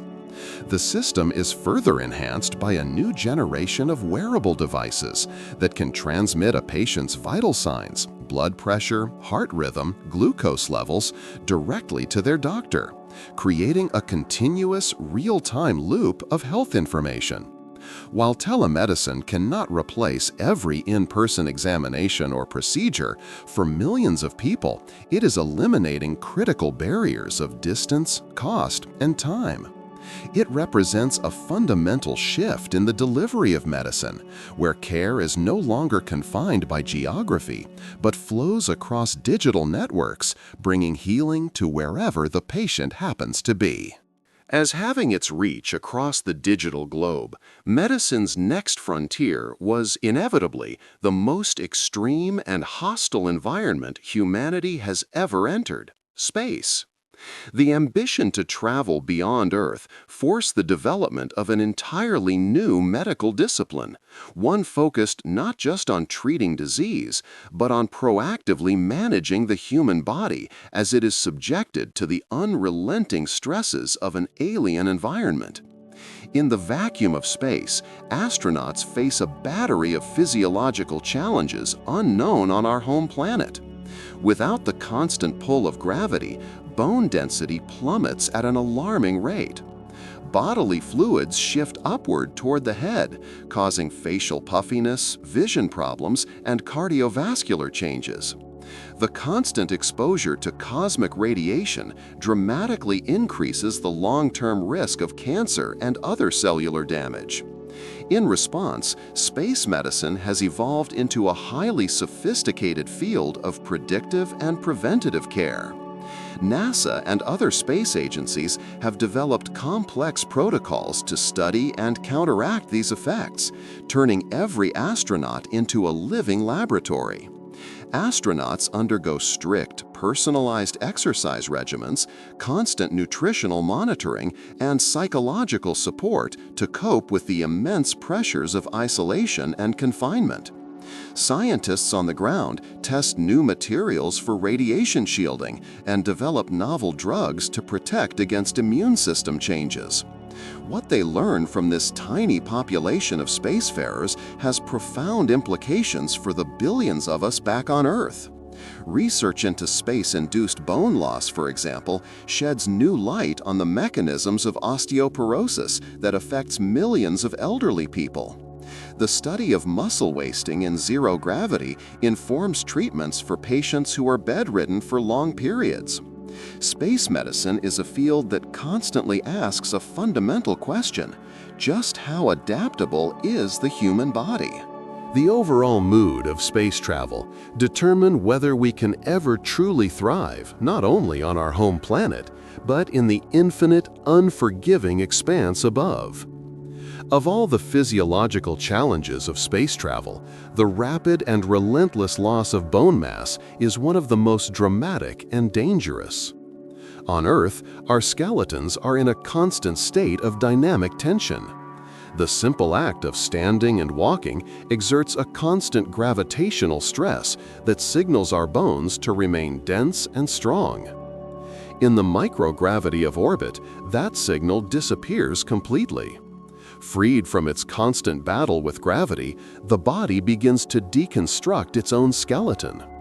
Astronauts living on the International Space Station can lose as much as 1% to 2% of their bone mass in critical, weight-bearing bones like the pelvis and femur per month.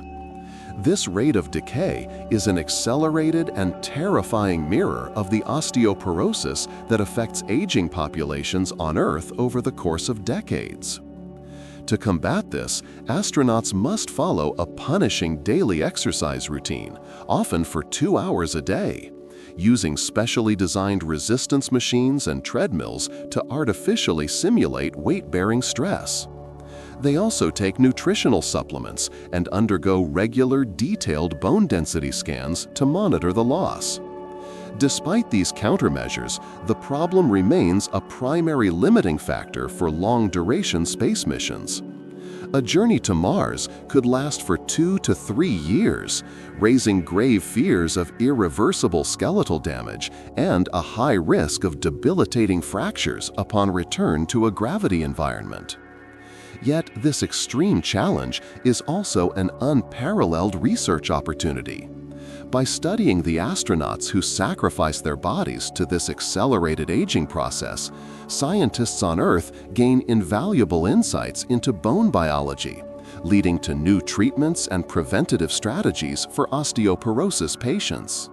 It is one of the most powerful intelligence-gathering tools medicine has ever gained, the ability to read the book of life, letter by letter, and finally begin to understand its language.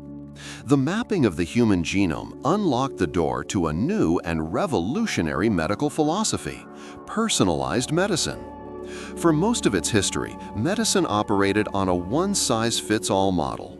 A disease was treated in broadly the same way for every patient, with varying results that were often unexplained.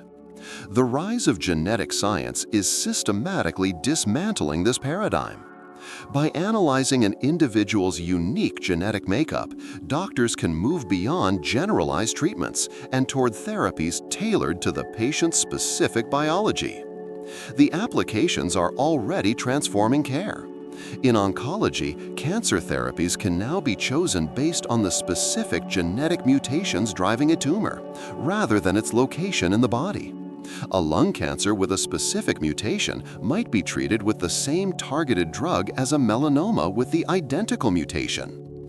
Patients with rare genetic disorders like cystic fibrosis can sometimes receive targeted therapies designed specifically to correct the function of their single faulty protein. Even the prescription of common drugs like blood thinners or antidepressants can be guided by genetic testing to predict how a patient will metabolize the medication, increasing its effectiveness and avoiding dangerous side effects. Personalized medicine represents the future, a future where treatment is not a blunt instrument applied to a population, but a high-precision tool tailored to the individual. It turns the unique story written in our DNA into a strategic roadmap for care, bringing medicine closer than ever to the patient's own biology. If our genes contain the blueprint for disease, could that blueprint be edited? Could the errors be corrected at their source? This is the audacious promise of gene therapy. The overall mood is simple to state as it is complex to execute. By delivering a healthy copy of a faulty gene, silencing a harmful one, or editing the DNA sequence directly, scientists hope to correct the root cause of an inherited illness. Early attempts in the 1990s were fraught with dangerous setbacks that tempered initial excitement with harsh reality. But recent stunning successes have brought a new and powerful wave of hope. Children born with rare and fatal immunodeficiencies, once condemned to live in a sterile bubble or die in infancy, have been effectively cured by gene therapies that restore their immune systems. Patients with certain inherited forms of blindness have regained partial sight after receiving corrective genes delivered directly to their retinas. This is medicine at its most fundamental level. It is not about managing symptoms with a lifetime of drugs. It is about providing a one-time fix by repairing the body's own source code. The principle is nothing short of revolutionary. It is the ultimate expression of medical power, not just to mend what is broken, but to go back to the original blueprint and rewrite what was written, restoring what was lost. Gene therapy was a powerful concept, but for years, the tools to execute it were clumsy and imprecise, like trying to edit a single letter in a book with a sledgehammer. Then, in the 2010s, a revolutionary technology burst onto the scientific stage that provided the equivalent of a molecular scalpel. It was called CRISPR. Adapted from a natural defense system that bacteria use to fight off invading viruses, scientists realized they could repurpose this system to act as a programmable gene editing tool. CRISPR works like a biological search and replace function. A guide molecule seeks out a specific targeted sequence of DNA, and a molecular scissor, an enzyme like Cas9, makes a precise cut. This allows scientists to delete, insert, or replace genes with an ease and accuracy that was once unimaginable. Suddenly, the theoretical promise of correcting inherited mutations or reprogramming cells became a practical and widespread reality. In laboratories, CRISPR has already been used to cure genetic diseases in animals, engineer crops for greater resilience, and, in a series of highly controversial experiments, to edit the DNA of human embryos. The sheer simplicity and power of CRISPR make it one of the most transformative tools ever discovered in biology.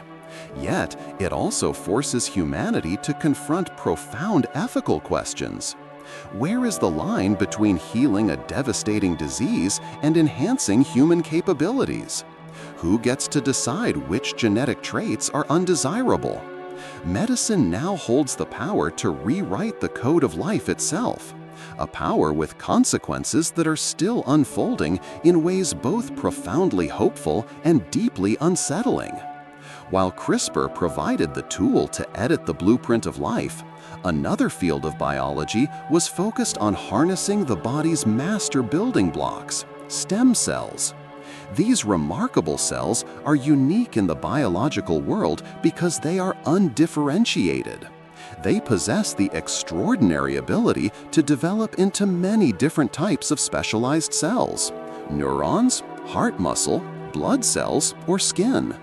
In the earliest moments of life, embryonic stem cells build an entire complex body from a single fertilized egg.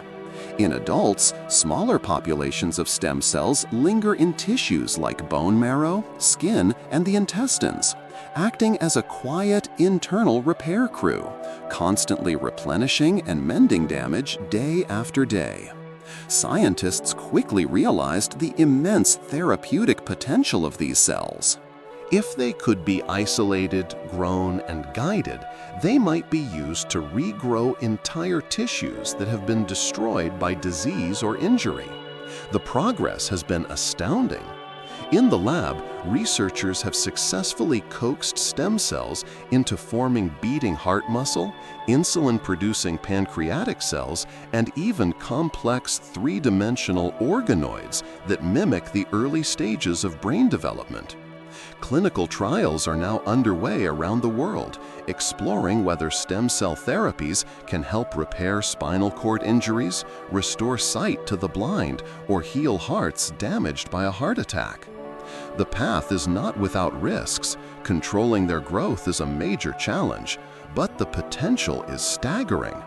Stem cells embody medicine's oldest and most cherished dream, the dream of regeneration, the possibility that our bodies may one day be coaxed to heal themselves as naturally as they once grew.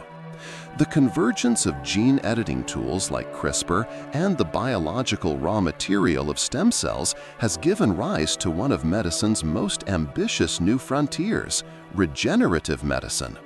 Traditional medicine has largely focused on managing disease or replacing what is lost through surgery or transplantation.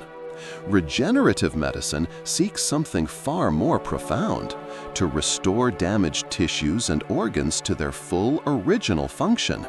It is a strategy based on guiding the body's own innate healing processes.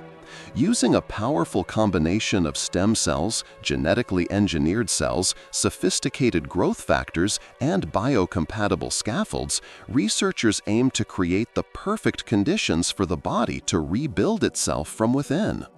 Experimental treatments have already shown incredible promise.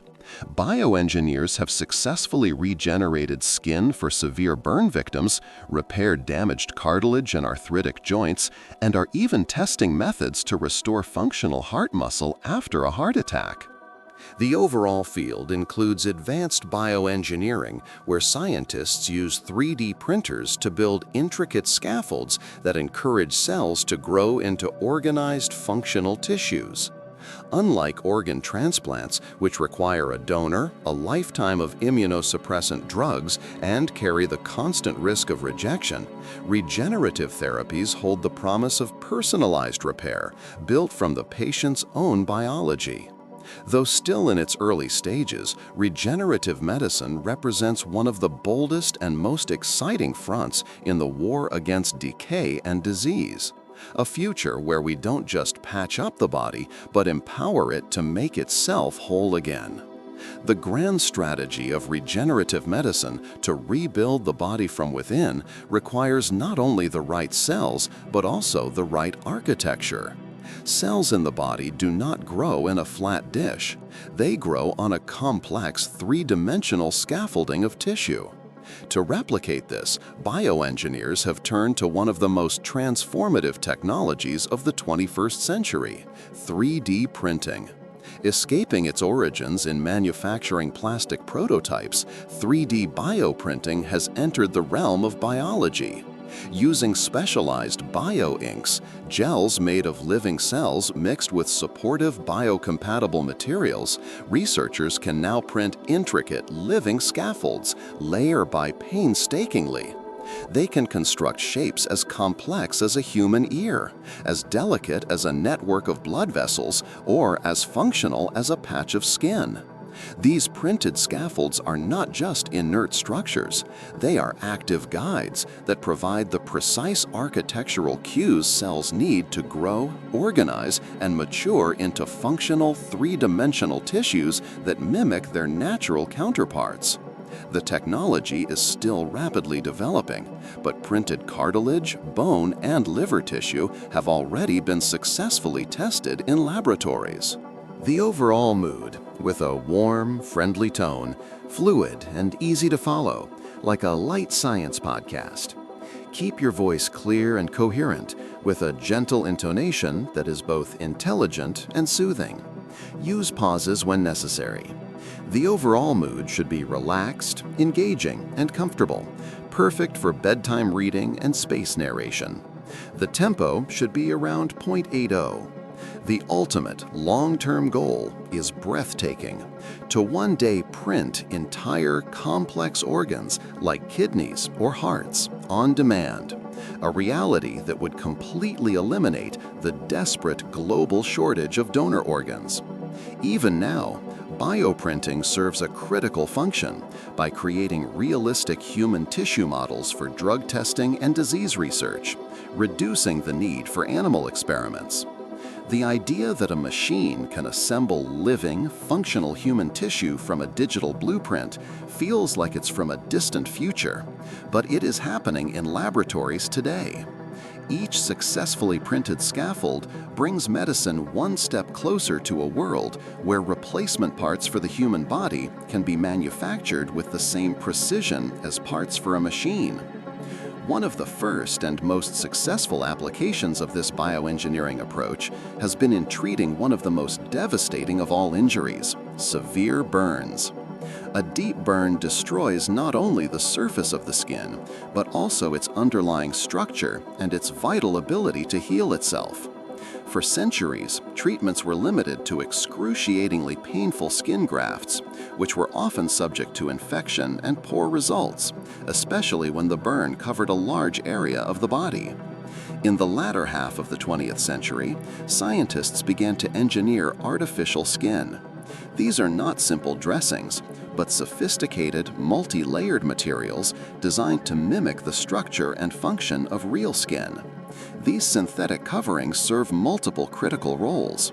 They protect the raw wound from dehydration and infection, they reduce pain, and most importantly, they provide a temporary framework for the patient's own cells to migrate into and begin the process of rebuilding. A natural male narrator.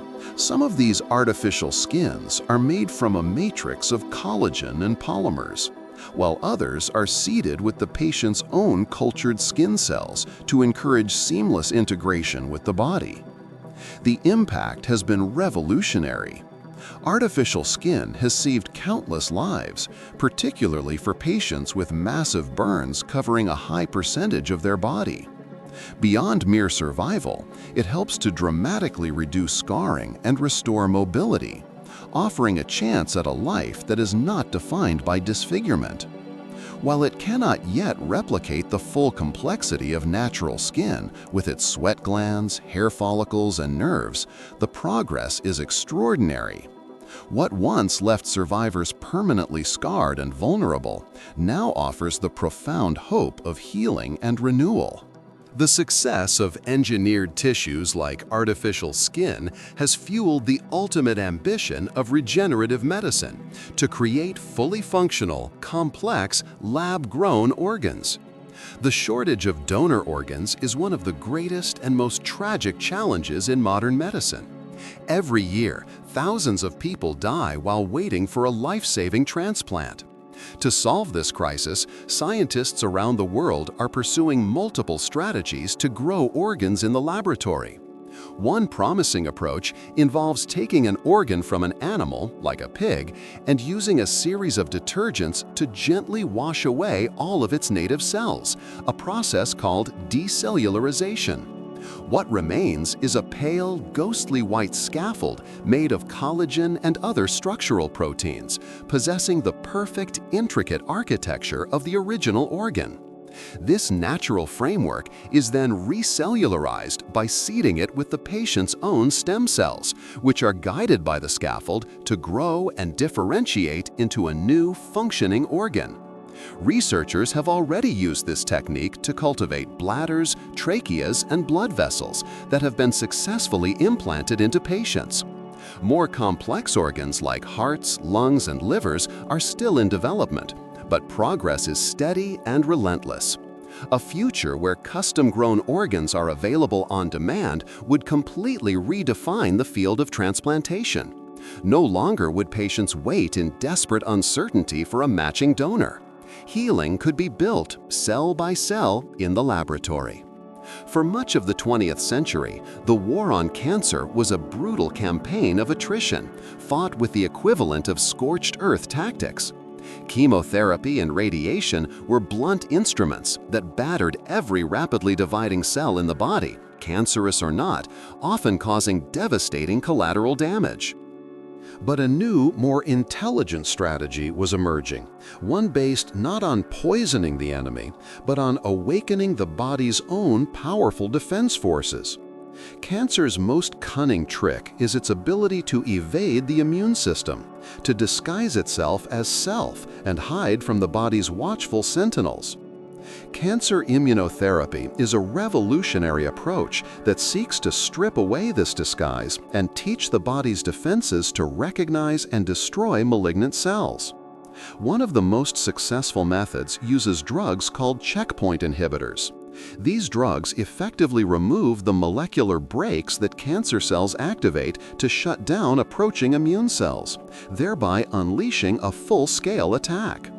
Another approach involves creating cancer vaccines, which train the immune system to recognize specific markers or antigens on the surface of tumor cells.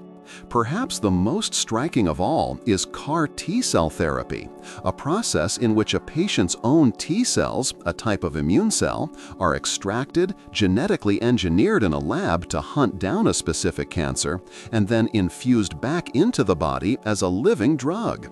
For some patients, particularly those with advanced blood cancers, the results have been nothing short of miraculous, leading to complete and lasting remissions where all other treatments have failed. This represents a profound shift in military doctrine.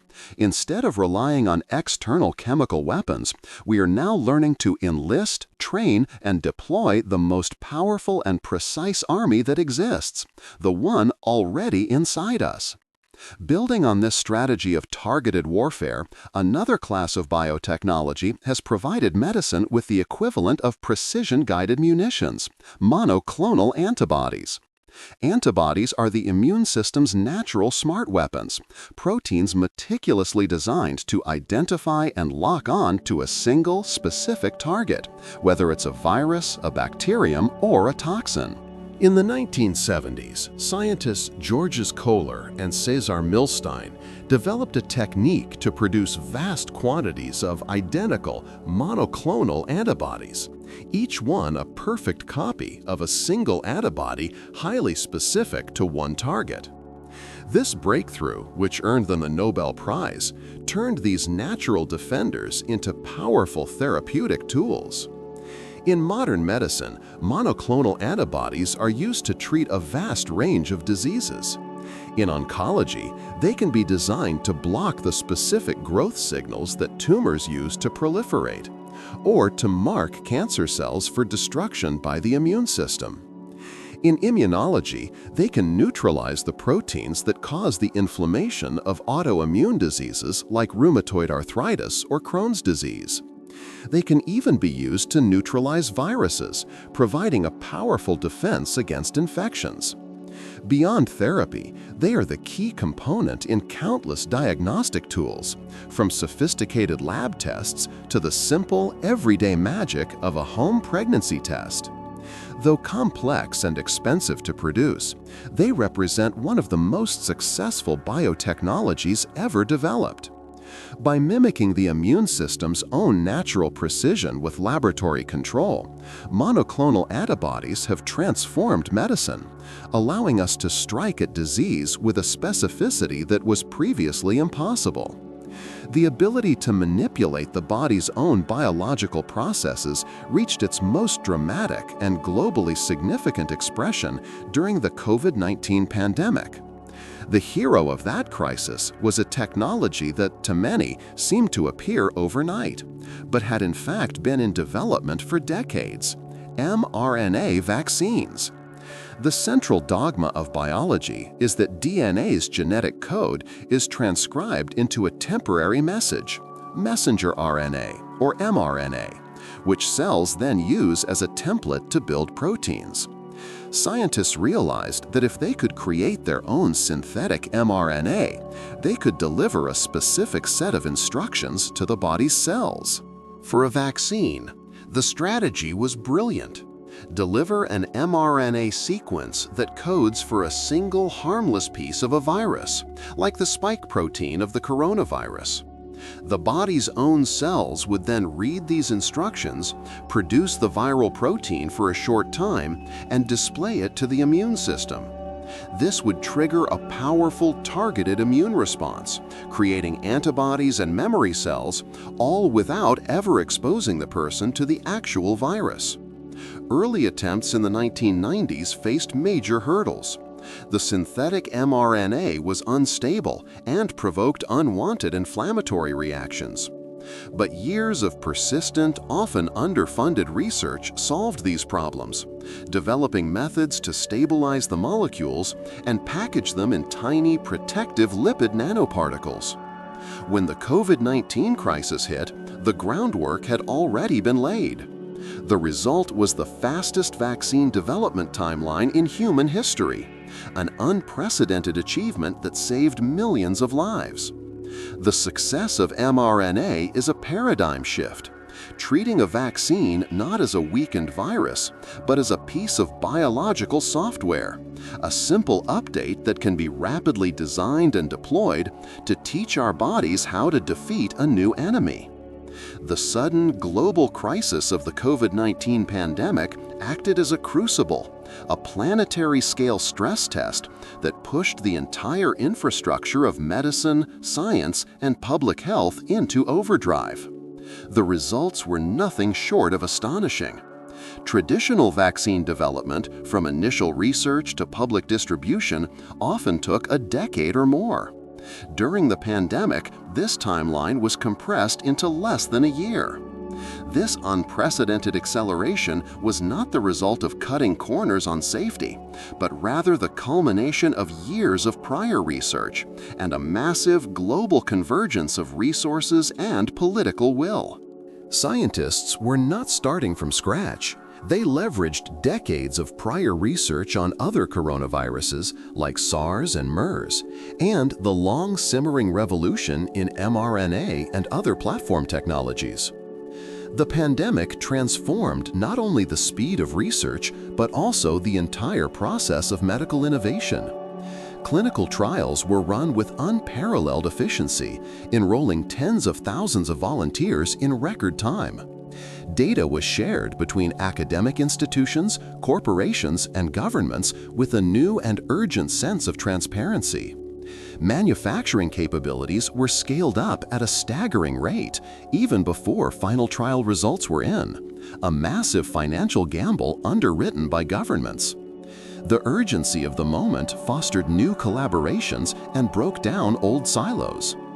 Beyond the immediate crisis, these innovations will benefit medicine for years to come, creating new models for how to respond to future pandemics and perhaps even how to develop vaccines for scourges like cancer or HIV.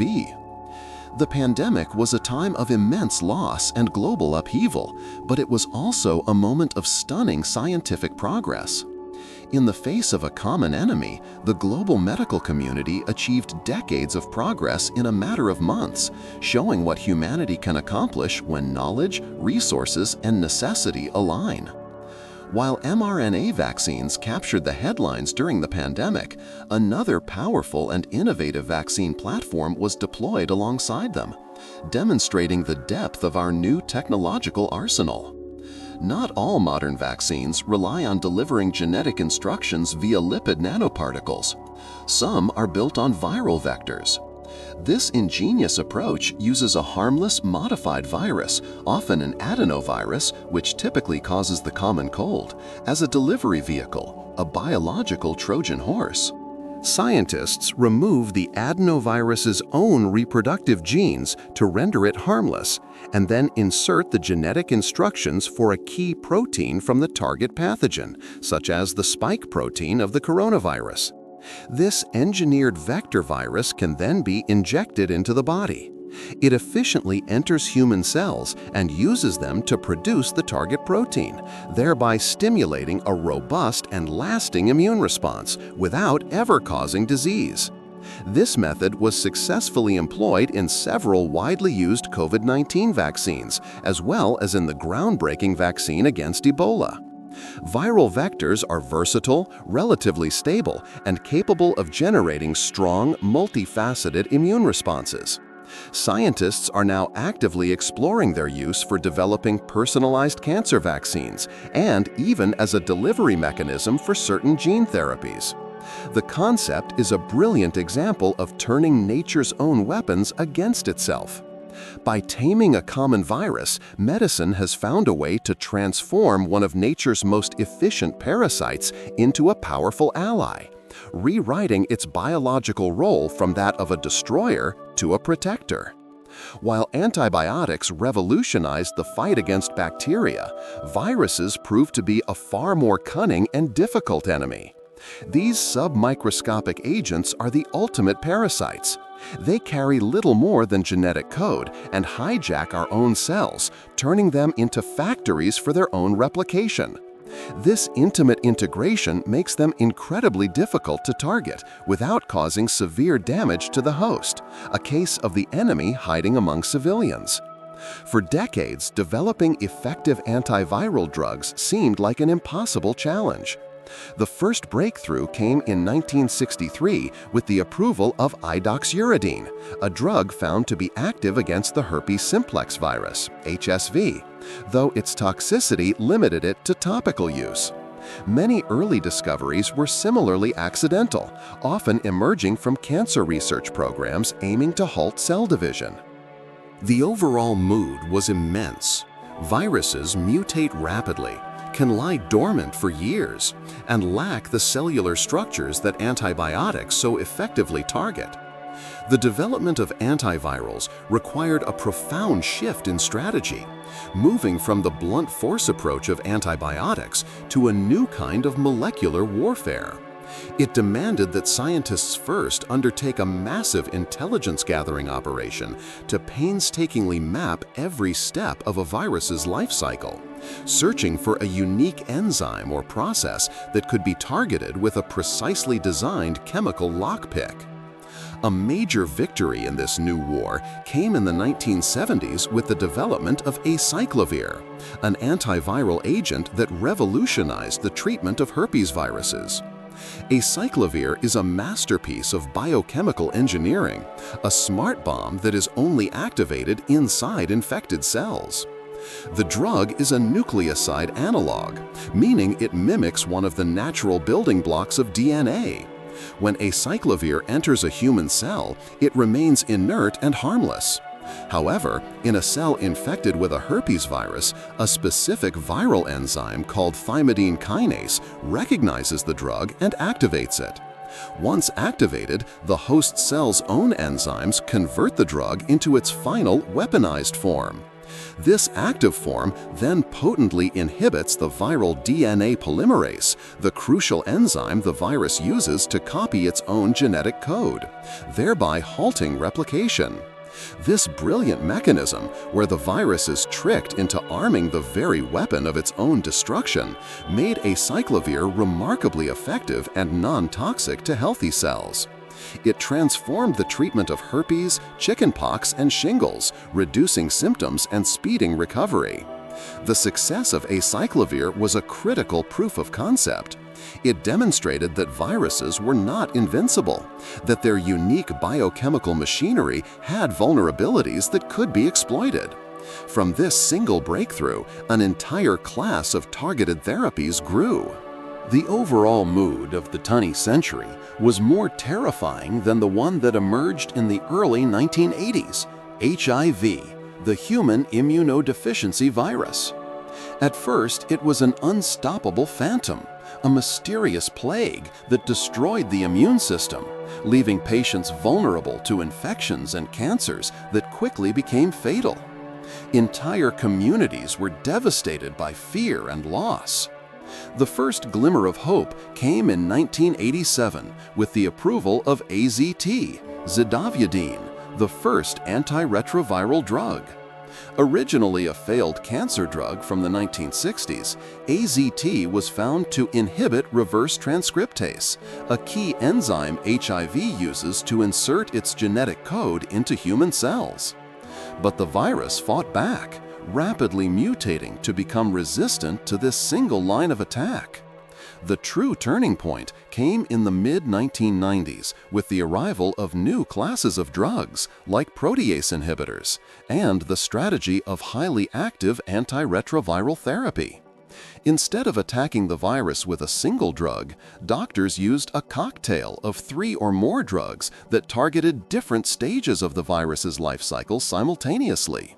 This multi-pronged assault was incredibly effective, suppressing the virus to undetectable levels in the blood. The transformation was profound and immediate. HIV was transformed from a death sentence into a manageable chronic condition. People who had been preparing to die regained their health, returned to work, and began to live long, productive lives. While not a cure, and while access remains a critical global issue, the success of HEART stands as one of modern medicine's greatest strategic victories. And so we've come to the end of tonight's quiet journey. From the earliest healers who worked with herbs and prayers to the astonishing frontiers of gene editing and personalized care, medicine has always been about one thing: a hope of easing suffering.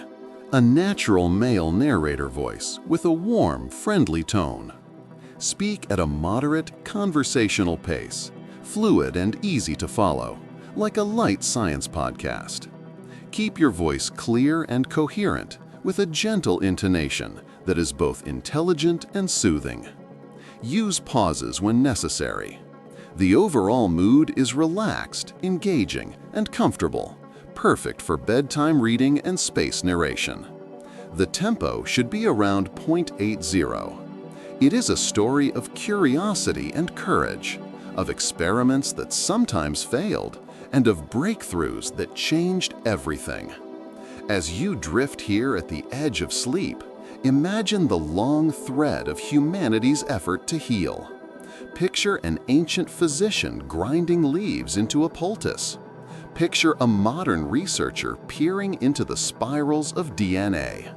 Across thousands of years, in every culture, the same question has been asked in countless ways.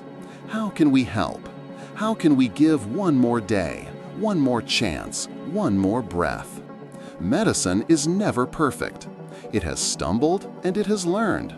It has walked through shadows of ignorance, mistakes, and even harm.